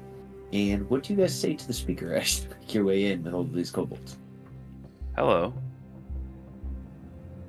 The speaker will see what is happening and he will ask, so negotiations went well? Yes. In fact, they had informed us of a monster threat that was in the mines, but don't worry, we took care of that while we were down there. Akia pulls out a tentacle and wiggles it around. Some people that are nearby begin to scream at the tentacle. The speaker says, well, good. If the danger in the mines is eliminated, there are no monsters seeking to, eat us humanoids that live within the city. That is a great thing. Perhaps the mind can be opened up quicker than I was hoping. The speaker will, and not to roleplay with myself, speak to the kobolds And Trex will simply say, "We are only in seek of a safe home and steady work so that we may show our worth to the community." And the speaker kind of looks to you all to ask, is this true? Is this what they hope to do, or just be honest members of our community without seeking violence? We have not seen any violence from them, or any desire for anything other than food.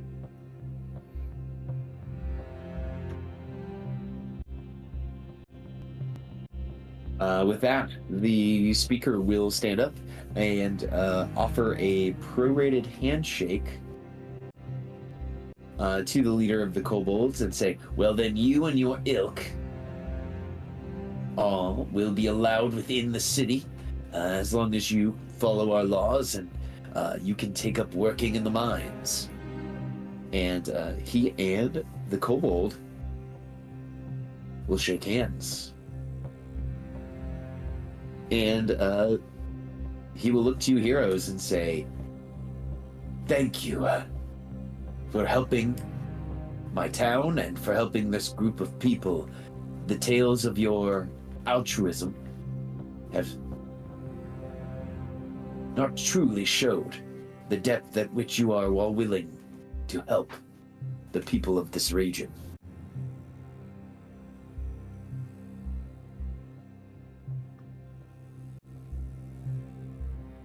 And I do believe I owe you some gems.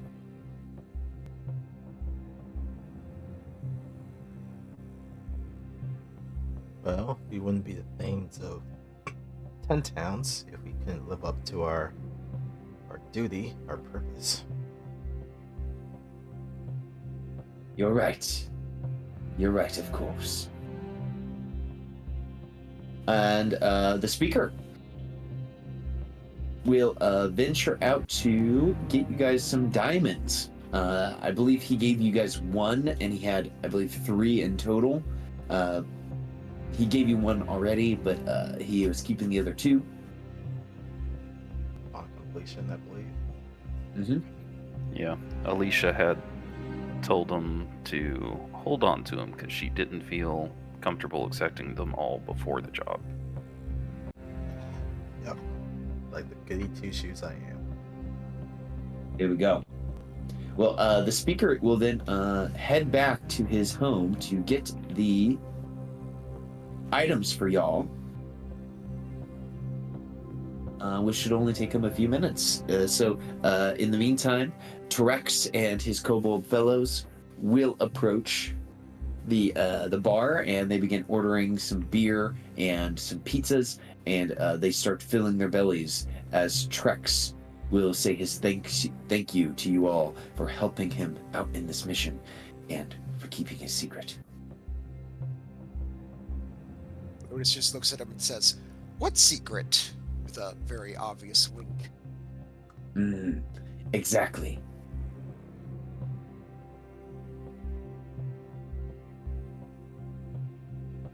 It is also very helpful to just saying this to the party, not to anyone else.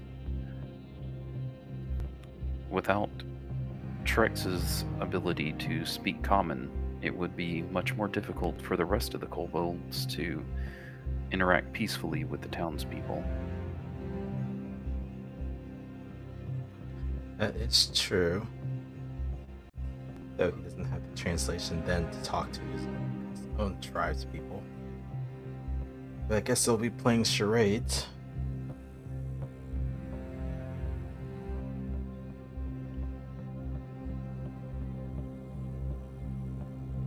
Hopefully that's enough.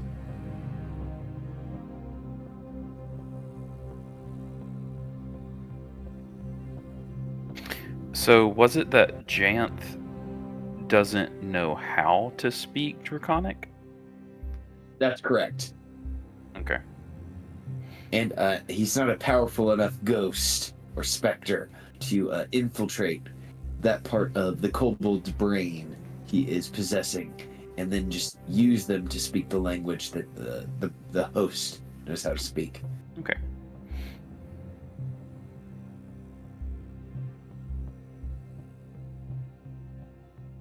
Well, I shall work on my tools until we're ready to leave. Although we did tell everyone that we would meet them in Targos in 4 to 10 days, so we shouldn't wait too long.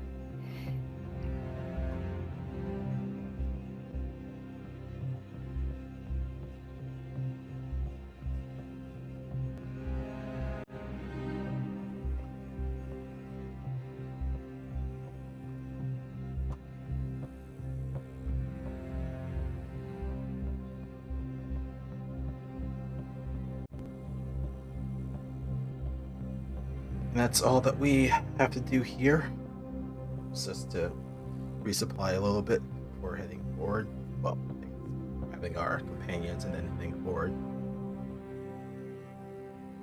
Yes, I believe that we could still make some distance before the day is over. Yes, we should have some, at least some semblance of light for a while.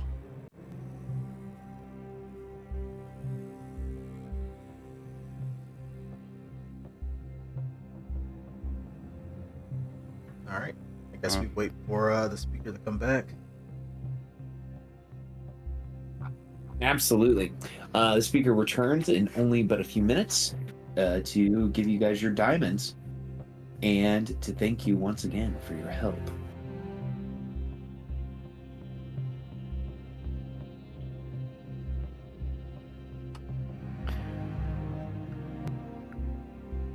I assume Gaiman would want to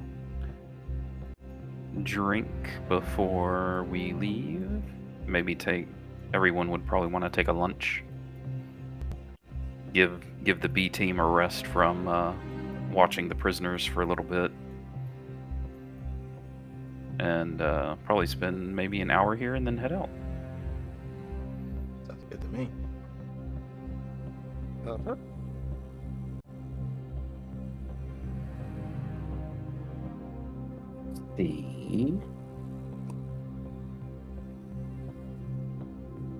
Oh, I think Akio will check and make sure that the prisoners have been behaving. Yeah, so the prisoners are still under lock and key and behaving, not causing too much trouble under the watchful eyes of Watto and Yamanakar, and of course the 16 sled dogs that you guys have trained up to be quite a formidable force. That's a lot of action economy. It's a lot of action economy. That's what they were thinking as they see all of those huskies. That's what I see when I see a lot of dogs. Action economy. It's That's like what I wake up to every morning. Action economy. all of those dogs are aware that they get attack of opportunity when you move away from them. Yeah, these aren't no Pathfinder 2e dogs that don't have the action economy to do that.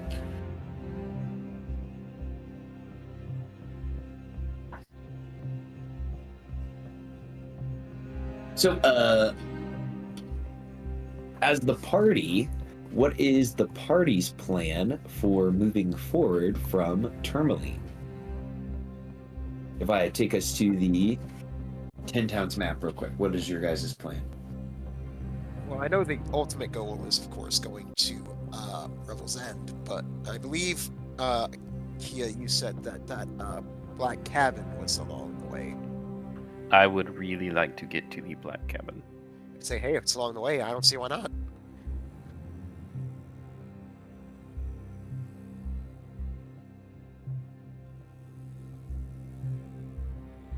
So I know this, that we'd have to go back south west to go to Targos, pick up our companions, and then head back north. We were we were leaving the companions in Targos because of the sled capacity. Right. So we were So we were then- actually So we then were gonna we're go. gonna have to go to Rebel's End and then come back to meet them at Targos. If we were going to take them to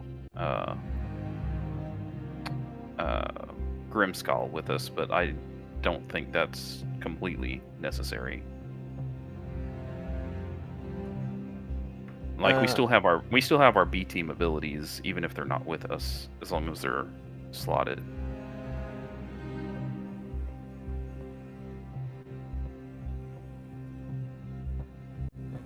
Okay, fair enough.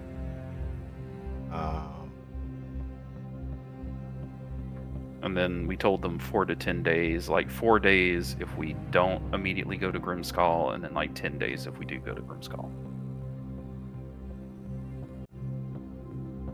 Just metagaming a bit. I don't think there's any real need to go back and get them before heading there. Okay. So then I guess we rest for an hour, and then we head out, going north to Rebel's End.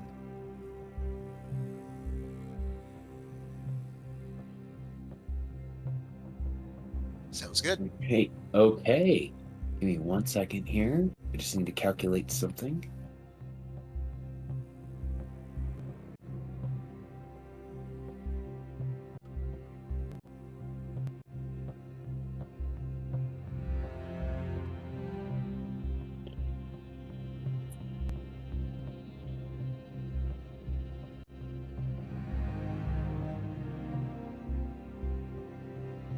I believe the Black Cabin is supposed to be in Lonely Wood, or the Lonely Woods outside of Lonely Wood. Yeah, so travel time. It will take you guys roughly, based on where you guys believe this cabin to be, about 2 hours of travel time from Tourmaline to this cabin.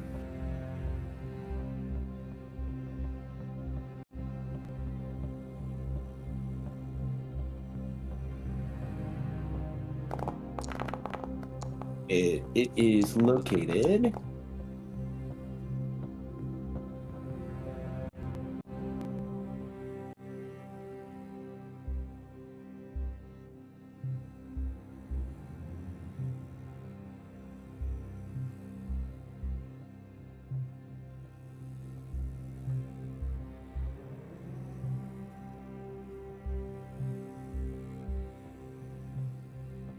Here, Black Cabin.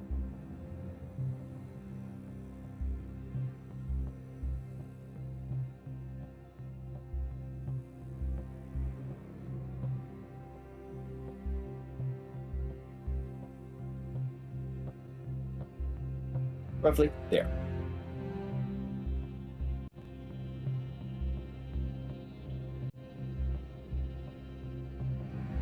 Yeah. As we get close, I'll ask Copper. So, Copper, Yes, Akia. this. Let's see. Macretus. Macretus? Is that how it's pronounced? Let's quickly go into the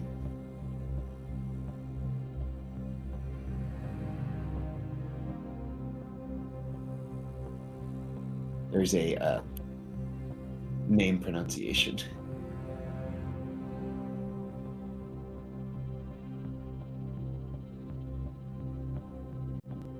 Pronunciation guide. It is Macretus. Macretus. This Macretus, what type of projects were you working on projects together? Macretus, Cooper will say, was focused on, well, solving the grand issue. The issue of the overwhelming winter. He was trying to maybe control the weather. I see.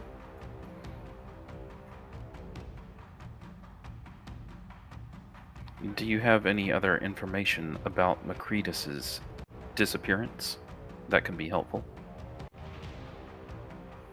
He sighs. Unfortunately enough, Akia, I do not.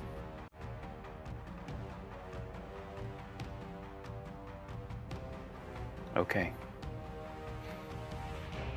All right, so you guys are making your way from Tourmaline to the Black Cabin. So I'm going to take us quickly to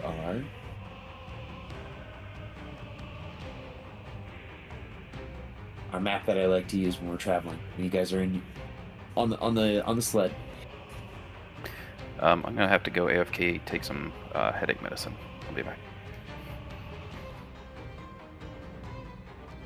Because we're going to do a quick travel challenge here as you guys are making your way in this 2-hour travel. It'll be one check for each character that is currently here.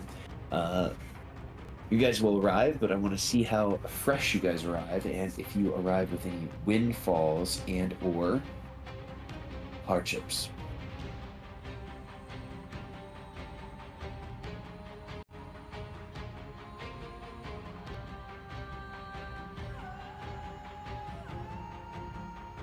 So let me grab you guys.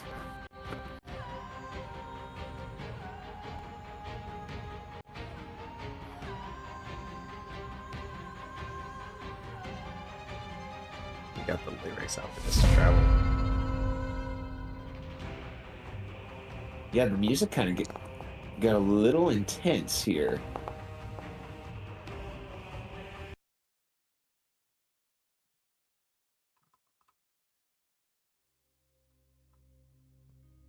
So as you guys are participating in this challenge, Lotus, as you guys are making your way from Tourmaline to this Black Cabin, how would Lotus try to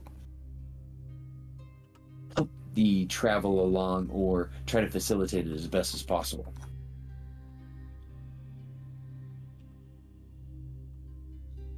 All right. Uh,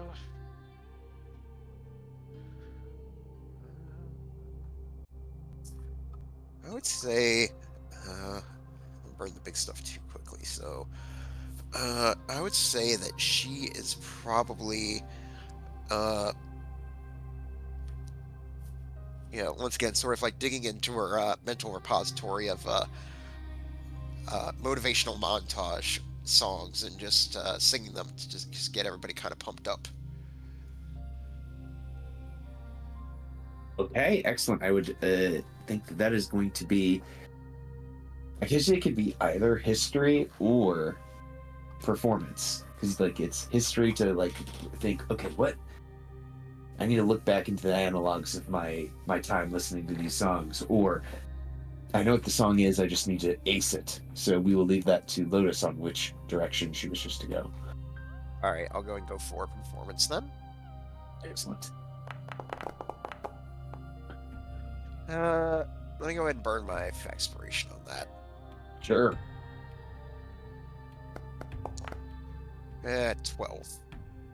A 12, unfortunately enough, will not succeed in this challenge. So you guys are going to have one failure. The song that, what song does Lotus pick out that she thinks I will would be say motivating? she's sort of like racking her brain for it, and unable to think of anything with lyrics, she just starts doing like a mouth tunes version of the 90s X-Men animated theme song. Everyone probably just looking at her like, what the fuck are you doing? Oh gosh. I can imagine someone doing that. Like, you guys know the theme song I'm talking about, right? And then they just start doing the X-Men theme song as best as they can, just using their vocal cords. And everyone's like, huh? What are you doing? What is that? Was Lotus going da da da da da da da? Yes. Excellent. All right, Lotus. Well, Alicia, on this 2-hour travel from Tourmaline to this black cabin, how does Alicia try to motivate everyone or ensure that the travel goes off without a hitch as much as possible? They look out for danger, as usual. Oh no. I'll also burn expiration. Or Yeah. 20. 20 is a success. So you're able to keep the party safe by looking out for danger.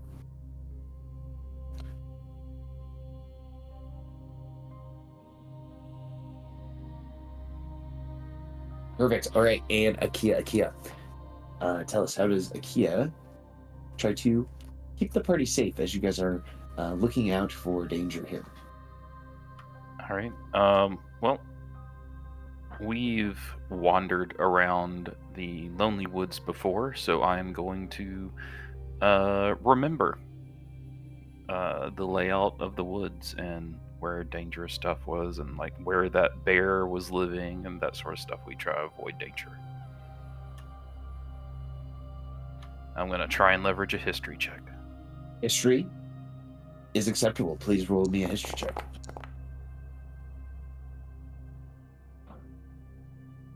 All right, a 16. Let me check our DC here because you guys are level 8. Yep, a 16 is exactly what you guys needed. So you guys end up with 2 successes, 1 failure. So here's what you guys end up with. You end up with 1 hardship and 1 windfall. So let me roll 1 windfall for you guys. Okay, and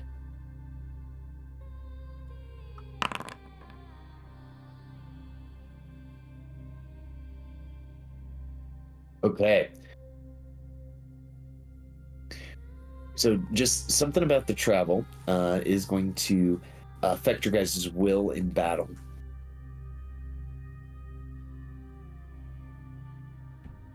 While you're traveling, let's see. Can I get each of the PCs to roll me a d20?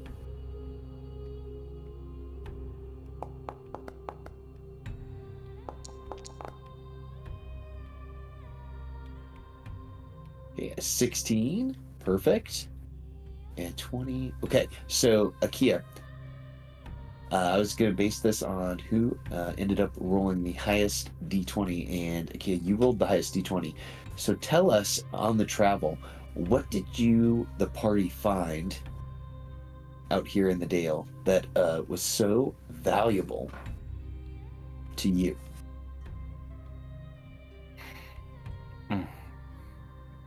Man, that is such an open question. Mm-hmm. Something that you would just find out traveling. I think we would find that's valuable to Akia.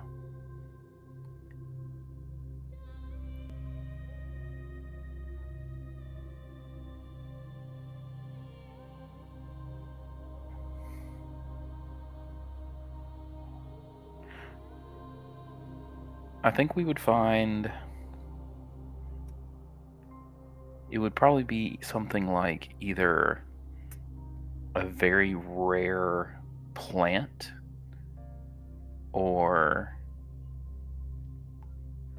maybe like an ancient tablet that maybe like the snow had just happened to fall off of it as we go past with like some ancient writing or something on it. That would be so either like a history thing or a nature thing that we find that's just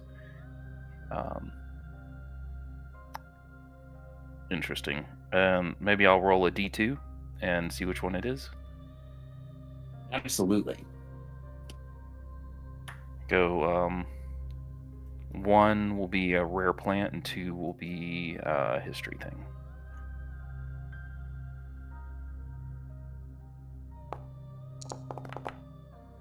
All right. Right. So yeah, we come across like an ancient stone tablet with this old writing engraved on it. Like something important happened here a long time ago. You guys find a tablet, as Akia described. The tablet is inscribed in Elvish writing. Does anyone in the party speak Elvish? Akia does. Okay. Let me double check. And yep, I do as well. Excellent.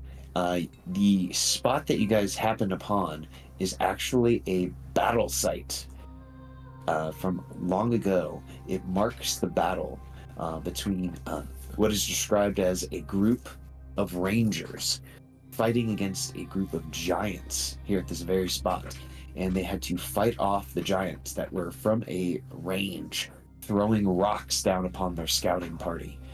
And they describe being rescued by a dark-cloaked elf from the Underdark. It's Dritz, isn't it? It doesn't mention any name. Of but course yes. not. For legal reasons, we can't confirm nor deny that.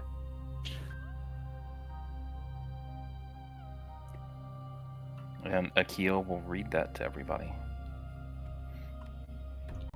What a rather interesting and mysterious character. As I looked upon the analogues of my life, I wondered, could I be more dark and mysterious? Yes. Category, please tell me. Am I a groomer for looking at you when you are only but 20 years old, and I was nearly 800? And thinking, boy. damn, that girl hot. Sorry. Not, it wasn't problematic at all like that, I promise. No, it was actually worse because they met when she was like 5. They did. Oh, God. Yes. It was like that episode of SNL when they were playing the Who Will Be Your Future Girlfriend, and one of the slides was like a zygote. Anyways.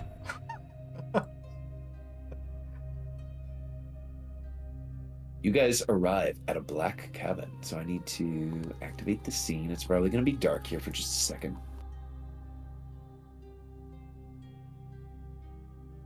And I need to get you guys out onto the map.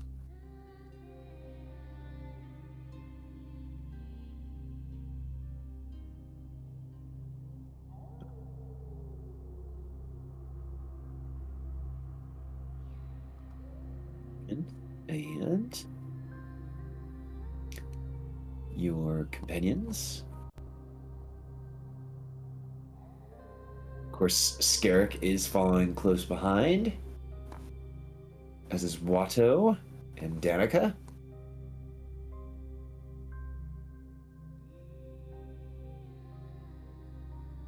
And then your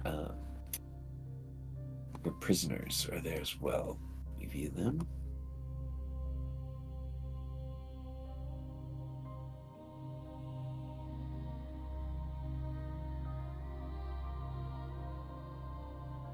And of course, not last but not least, Mr. Knobberknocker there with you as well. So let me put them all out onto the scene here. As you guys approach this cabin, and when you approach this cabin, you guys get some flavor text. So let me give you guys that as well.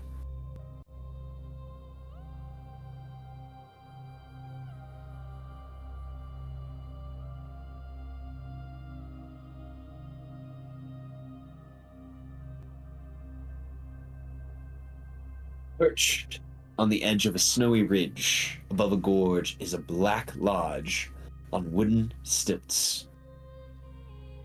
Whatever path might have led to this ramshackle retreat lies buried under snow.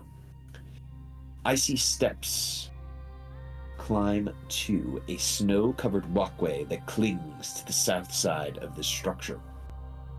The building's slumped posture and sagging snow-covered roof, coupled with broken windows and loose flapping shutters, suggest utter abandonment. Large snowdrifts huddle around the rotting stilts and engulf a nearby woodshed and outhouse. Only the wind visits this place.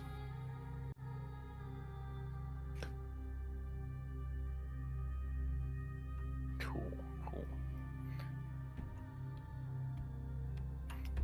Either Macretus has not been here in some while, or was not taking good care of it.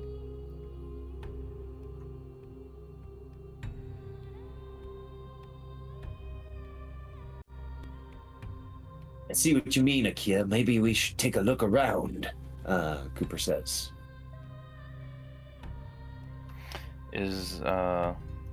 What is this? Some sort of a pillar? As you walk around this square, or I should say rectangular building, you believe it is an outhouse. Ah. Oh, I see. There's a door. Hello, Akia, open the door. Macretus, are you using the bathroom? There's no answer. Akia will slowly open the outhouse door. Inside the outhouse, you guys see that there is a large wave of sludge heading your way, an elemental arising from the hole in the ground. No, I'm just kidding. You find a stack of discarded notes and blueprints near the side of the hole. That is an odd place to keep your notes. Akia will pick up the notes and blueprints.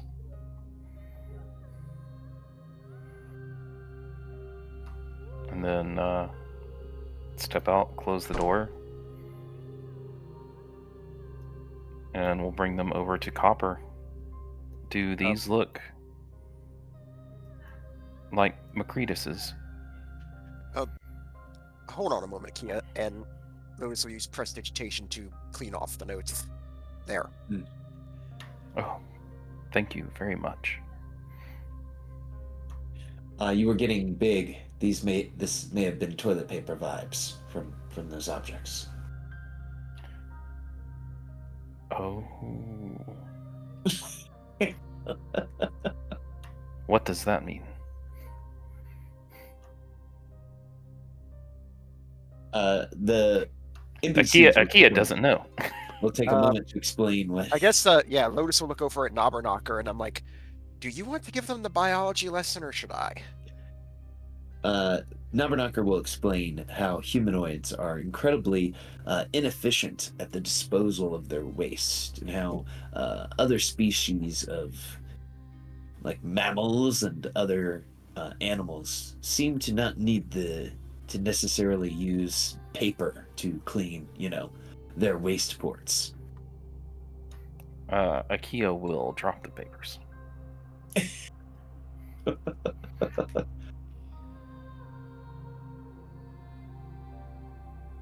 Alicia, as you start to head in, you can see that the walkway is slightly rickety as each step gives crackles and creaks. Okay, well, they'll move as carefully as possible Absolutely. across them until they get to this window, and they'll peer inside. They're able to. Yes. You're able to peer inside after you do a quick and you look in, and you see that frost seems to cover every surface of this workshop. You can detect some movement within, as several squirrels are running around within this room.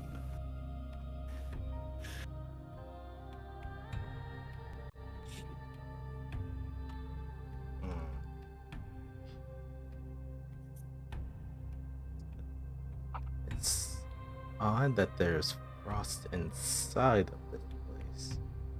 Does it look like there's any Does it look like the windows are broken, or there's any like large holes inside the room that could have like let in like snow and ice and whatnot? Or The Oh, roof is damaged. there's broken windows and loose flapping shutters, and there's damage to the roof. okay. Hmm.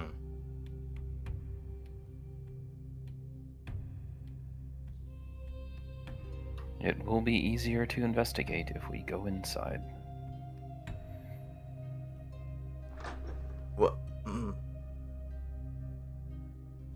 Gaiman will look over to you all and say, "Should I come in with you?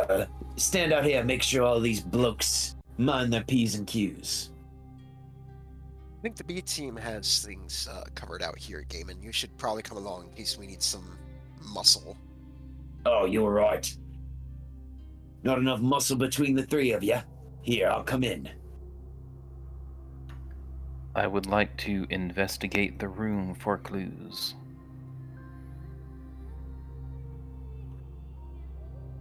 All right, as you all go within the room, you detect. Well, give me an investigation as you go inside this room.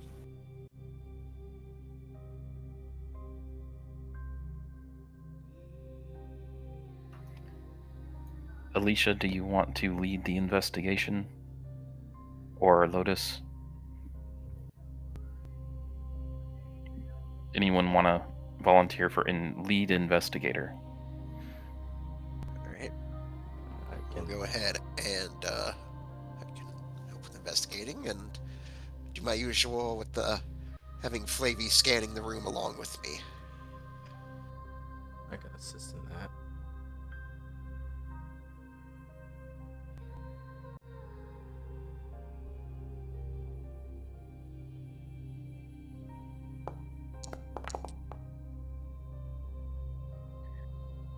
All right, a 16. Within this room, you detect that there are no doors leading to the other interior rooms. You see that the windows are quite broken within this the south side of the room, or excuse me, this would be the east side of the room. That the windows are broken in out. You detect that there are a large family of squirrels living within this room. And last but not least, if you guys needed a complete set of smiths and tinker's tools in this room, you could claim that by what is laying out on the workbench. Oh, Kia, you might find this useful. Oh, I've got a better set.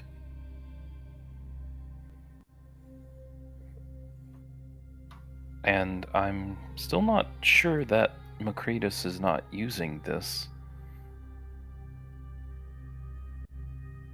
Although it does seem less and less likely as we continue.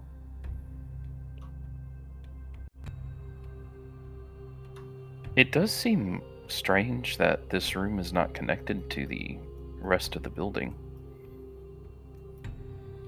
Well, maybe not necessarily. Maybe Macretus just preferred to do his work in solitude here. Well, what do you think, Akia? Should we do as Lotus told us about that juice golem from her homeworld? Oh, Gaiman, you're not gonna Kool-Aid man through the wall. Oh, but come on, how often could, I get this opportunity? Yes, and I don't know, what if there's like, I don't know, some like haunted furniture or I don't know, like a mind flayer hiding out on the other side there, you know? Well, actually, wouldn't busting through a wall give us the surprise as opposed to walking through a door? Oh yeah, it would.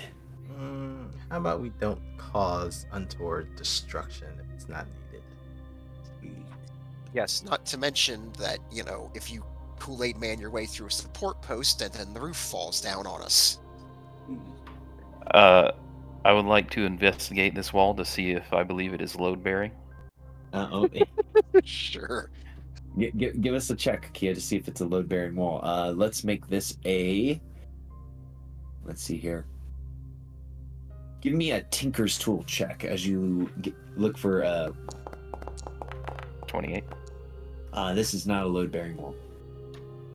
Gaiman, go for it. All right.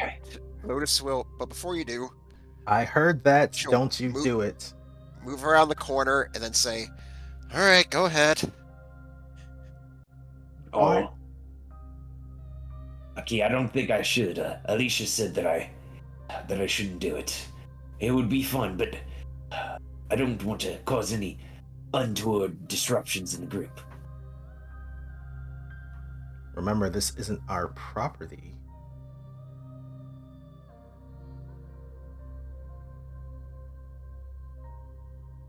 And they'll look through this window. Well, if Okay. my eyes do not deceive me, it might as well be. So as you guys look through this window, the room contains lingering smells of burnt wood and flesh. You can also catch the faint odor, of wine. Snow has fallen through holes in the roof that have been pushed into the corners by stiff winds blowing through broken windows. The walls and furnitures are scorched black, including a table with the charred remains of a book on it. Next to the table on the floor, amid several broken wine bottles, is a mostly incinerated skeleton and a round, frost-covered object about 6 inches in diameter. The object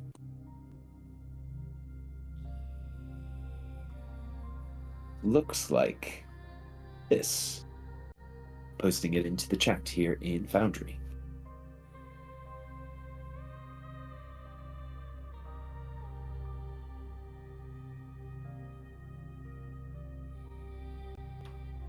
It would seem that Macradius's weather control experiments blew up.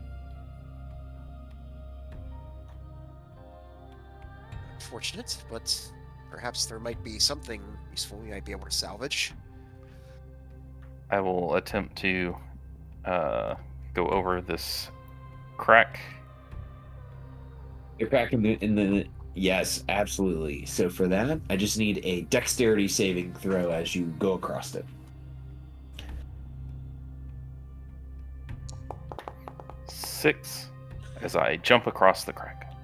So, Kia, as you're trying to make your way across the crack, normally this would be an easy jump for you, but as you're making your way through this snow-covered, rickety walkway, Alicia, you see Akia fall through the snowy crack in the boards and end up in the snow below. See, Gaiman, we need your muscle. I've got an idea. Something I've been wanting to try. Are you okay down there, Akia? Akia, you fell 20 feet down into a snowdrift.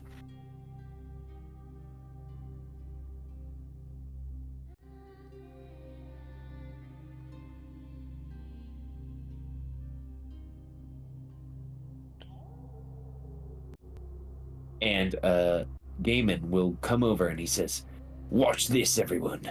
And Akia, you see Gaiman hook his feet onto one of the slats of the wood, and he kind of falls over, and he stretches his arms out to make himself into a Gaiman bridge.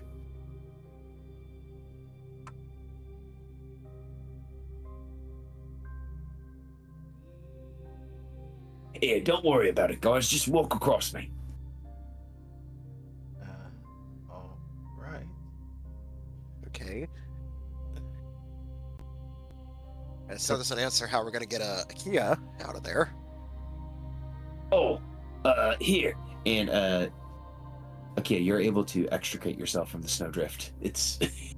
It didn't even cause you any bludgeoning damage from the fall, because it was so snowy and puffy. Okay. I swim my way up.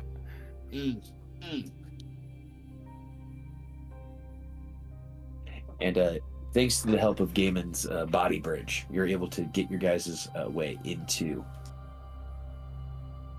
and open the door.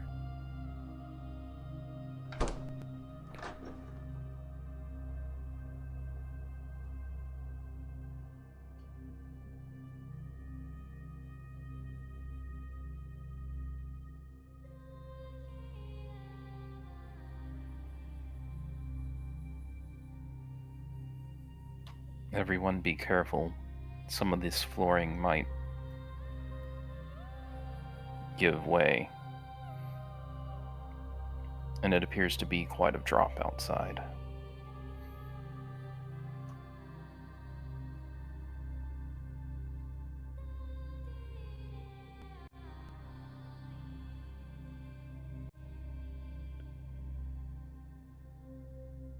So within the room, once again, what you guys see, there's broken stuff everywhere.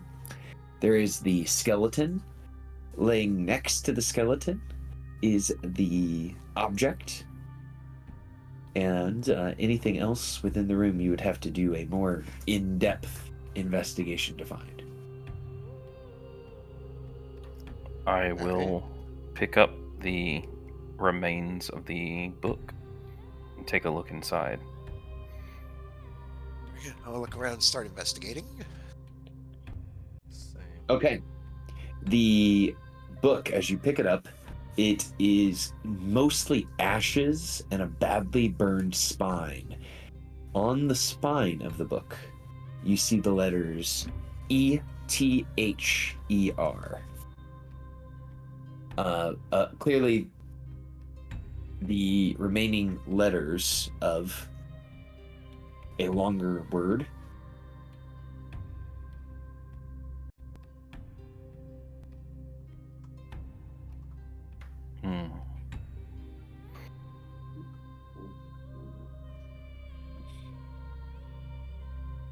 Alicia, can you heal a book? What? Can you heal a book? No. This one is injured. Could you, and this may seem a bit out there, but is it possible you could use your mending on it? There's nothing to attach.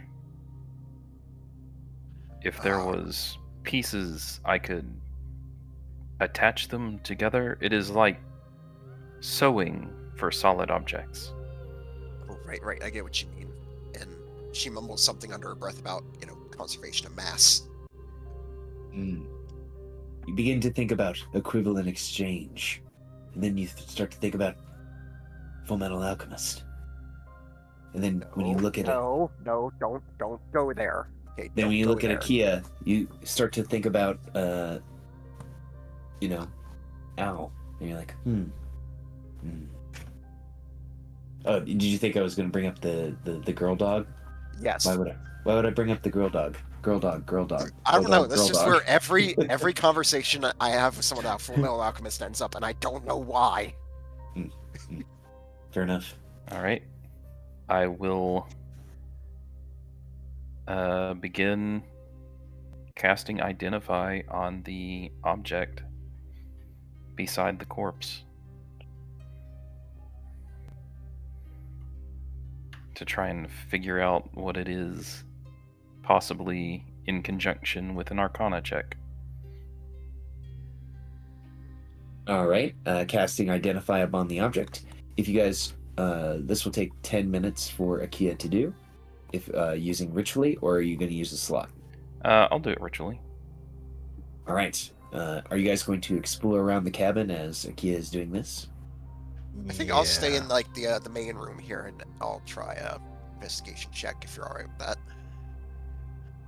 Now, just looking at something here. Okay, so So, Akia, as you're casting Identify upon the object, you begin to touch the object. So, as that happens, the object from its core begins to glow with a golden radiance, almost like a candle flame. does Akia continue to identify it as this happens?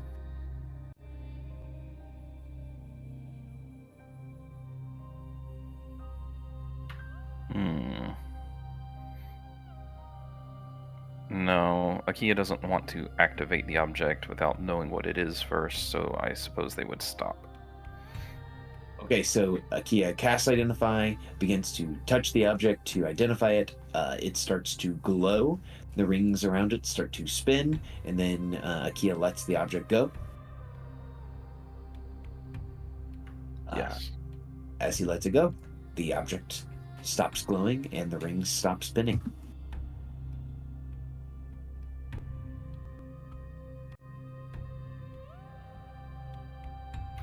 I'm having a difficult time identifying this object without activating it. I know it seems old hat force by now, but shall we put it in the bag with the others? Perhaps we should have Copper come take a look first. Ooh, yeah, good idea. I have fear.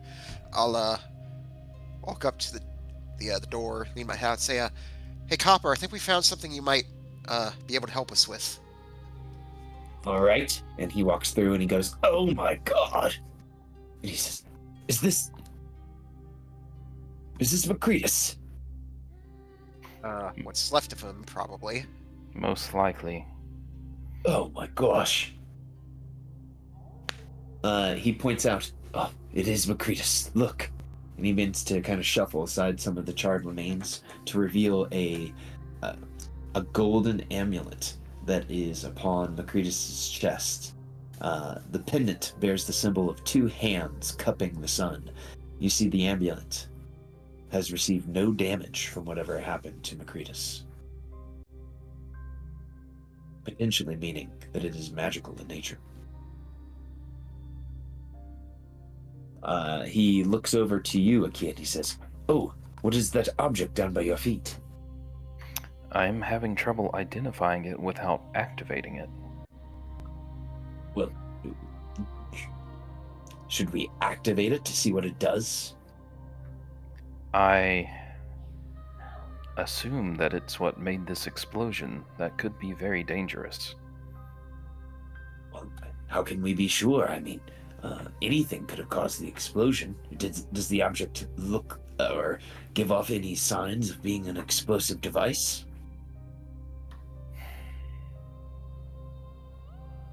It is difficult to say.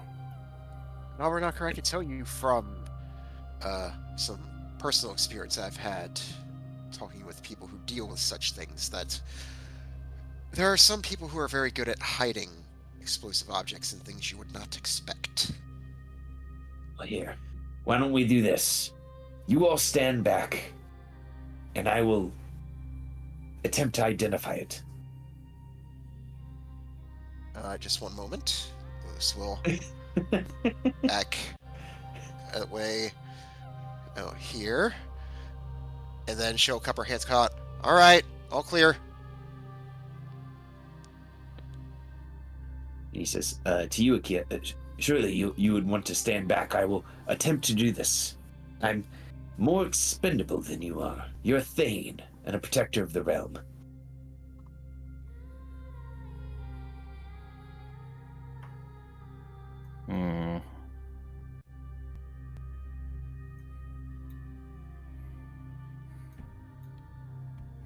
All right. I'm attempting to identify the object. He picks it up, and you guys can see that there is a glow coming from within the object. First starting as a candle flame. The rings begin to spin, and he says, "Akia, it's beautiful to look at. I don't know what you were so worried about." And then 6 seconds later, you guys hear a overwhelming explosives type sound. The house is filled with a golden radiant light as it does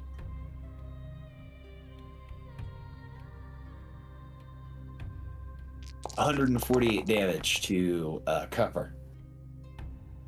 Holy fucking. Wow. Is he like vaporized? As you guys look around the corner, you see that there's a very similar looking skeleton to what was on the ground when you walked in, but in the spot where Cooper was. The object laying on the ground. Dunk, dunk, dunk. So Lotus will rush up and say like, "Oh, what Oh," as she sees the charred corpse of Naranaka on the floor. Alicia. So, while this was happening, I was gonna go over to this room and try and listen in to see if I can hear anything. You And then can the hear... whole room fucking shakes.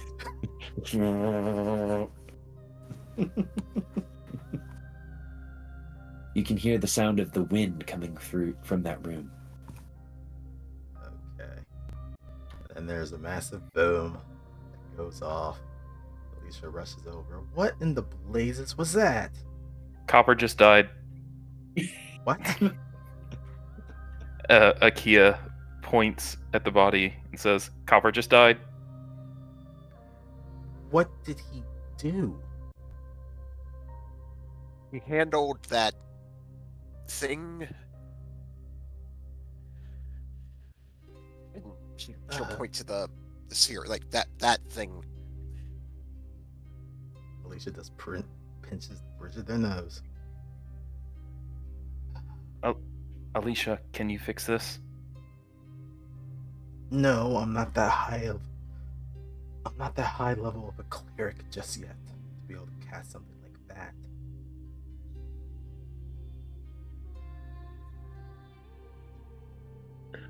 Normally, if there's at least a body, I could maybe do something, but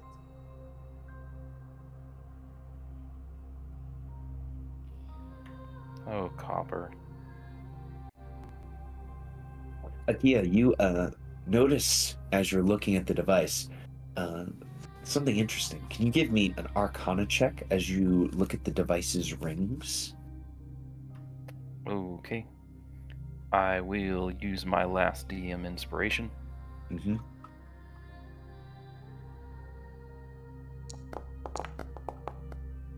Wow. Akia, you know without a shadow of a doubt, the rings around this stone were designed to control the weather.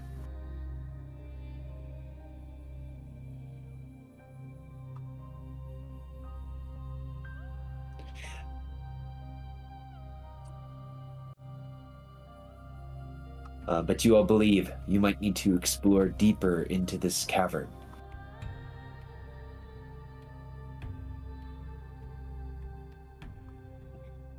As you guys are kind of talking, Lotus, you notice something. You see standing next to Akia,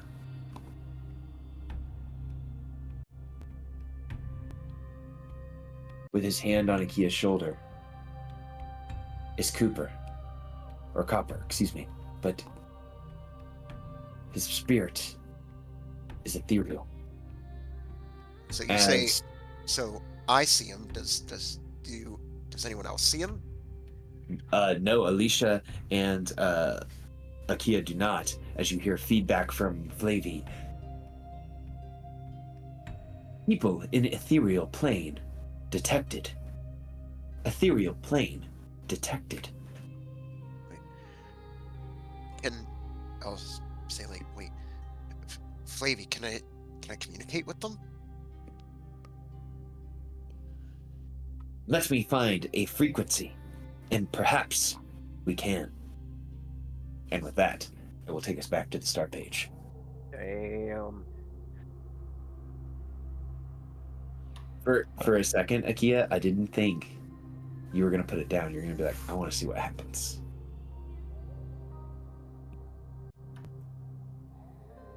Akia's been admonished a little bit for being a little reckless, and I think otherwise they would have held on to it. Mm.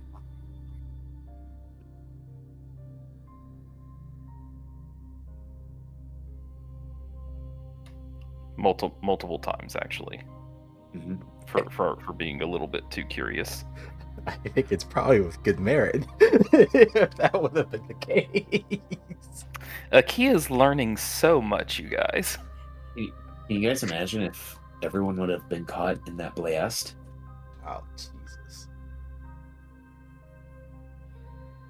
Don't Well, I worry. mean, it's like the hints are there, like the charred body, the mostly blown up house. It's like it's here, and it's dude apparently invented a portable nuclear bomb. I was kind of Love hoping it. to explore the rest of the house before we were going to start tinkering with the object. You guys will get the opportunity next week to explore Akia with your Nat 20. You saw that there was a name on the object for the object. The Summer Star. Nice. Yes. Excellent. Well, I hope that you guys had a good evening playing some D&D tonight, and I can't wait to play D&D next week together. I hope that next week we can have David join us as you guys try to unravel the mystery of the Summer Star and the ethereal Knobberknocker. Ooh, good game. Excellent. Well, I hope that you guys have a good weekend, good Memorial Day if you guys celebrate such things.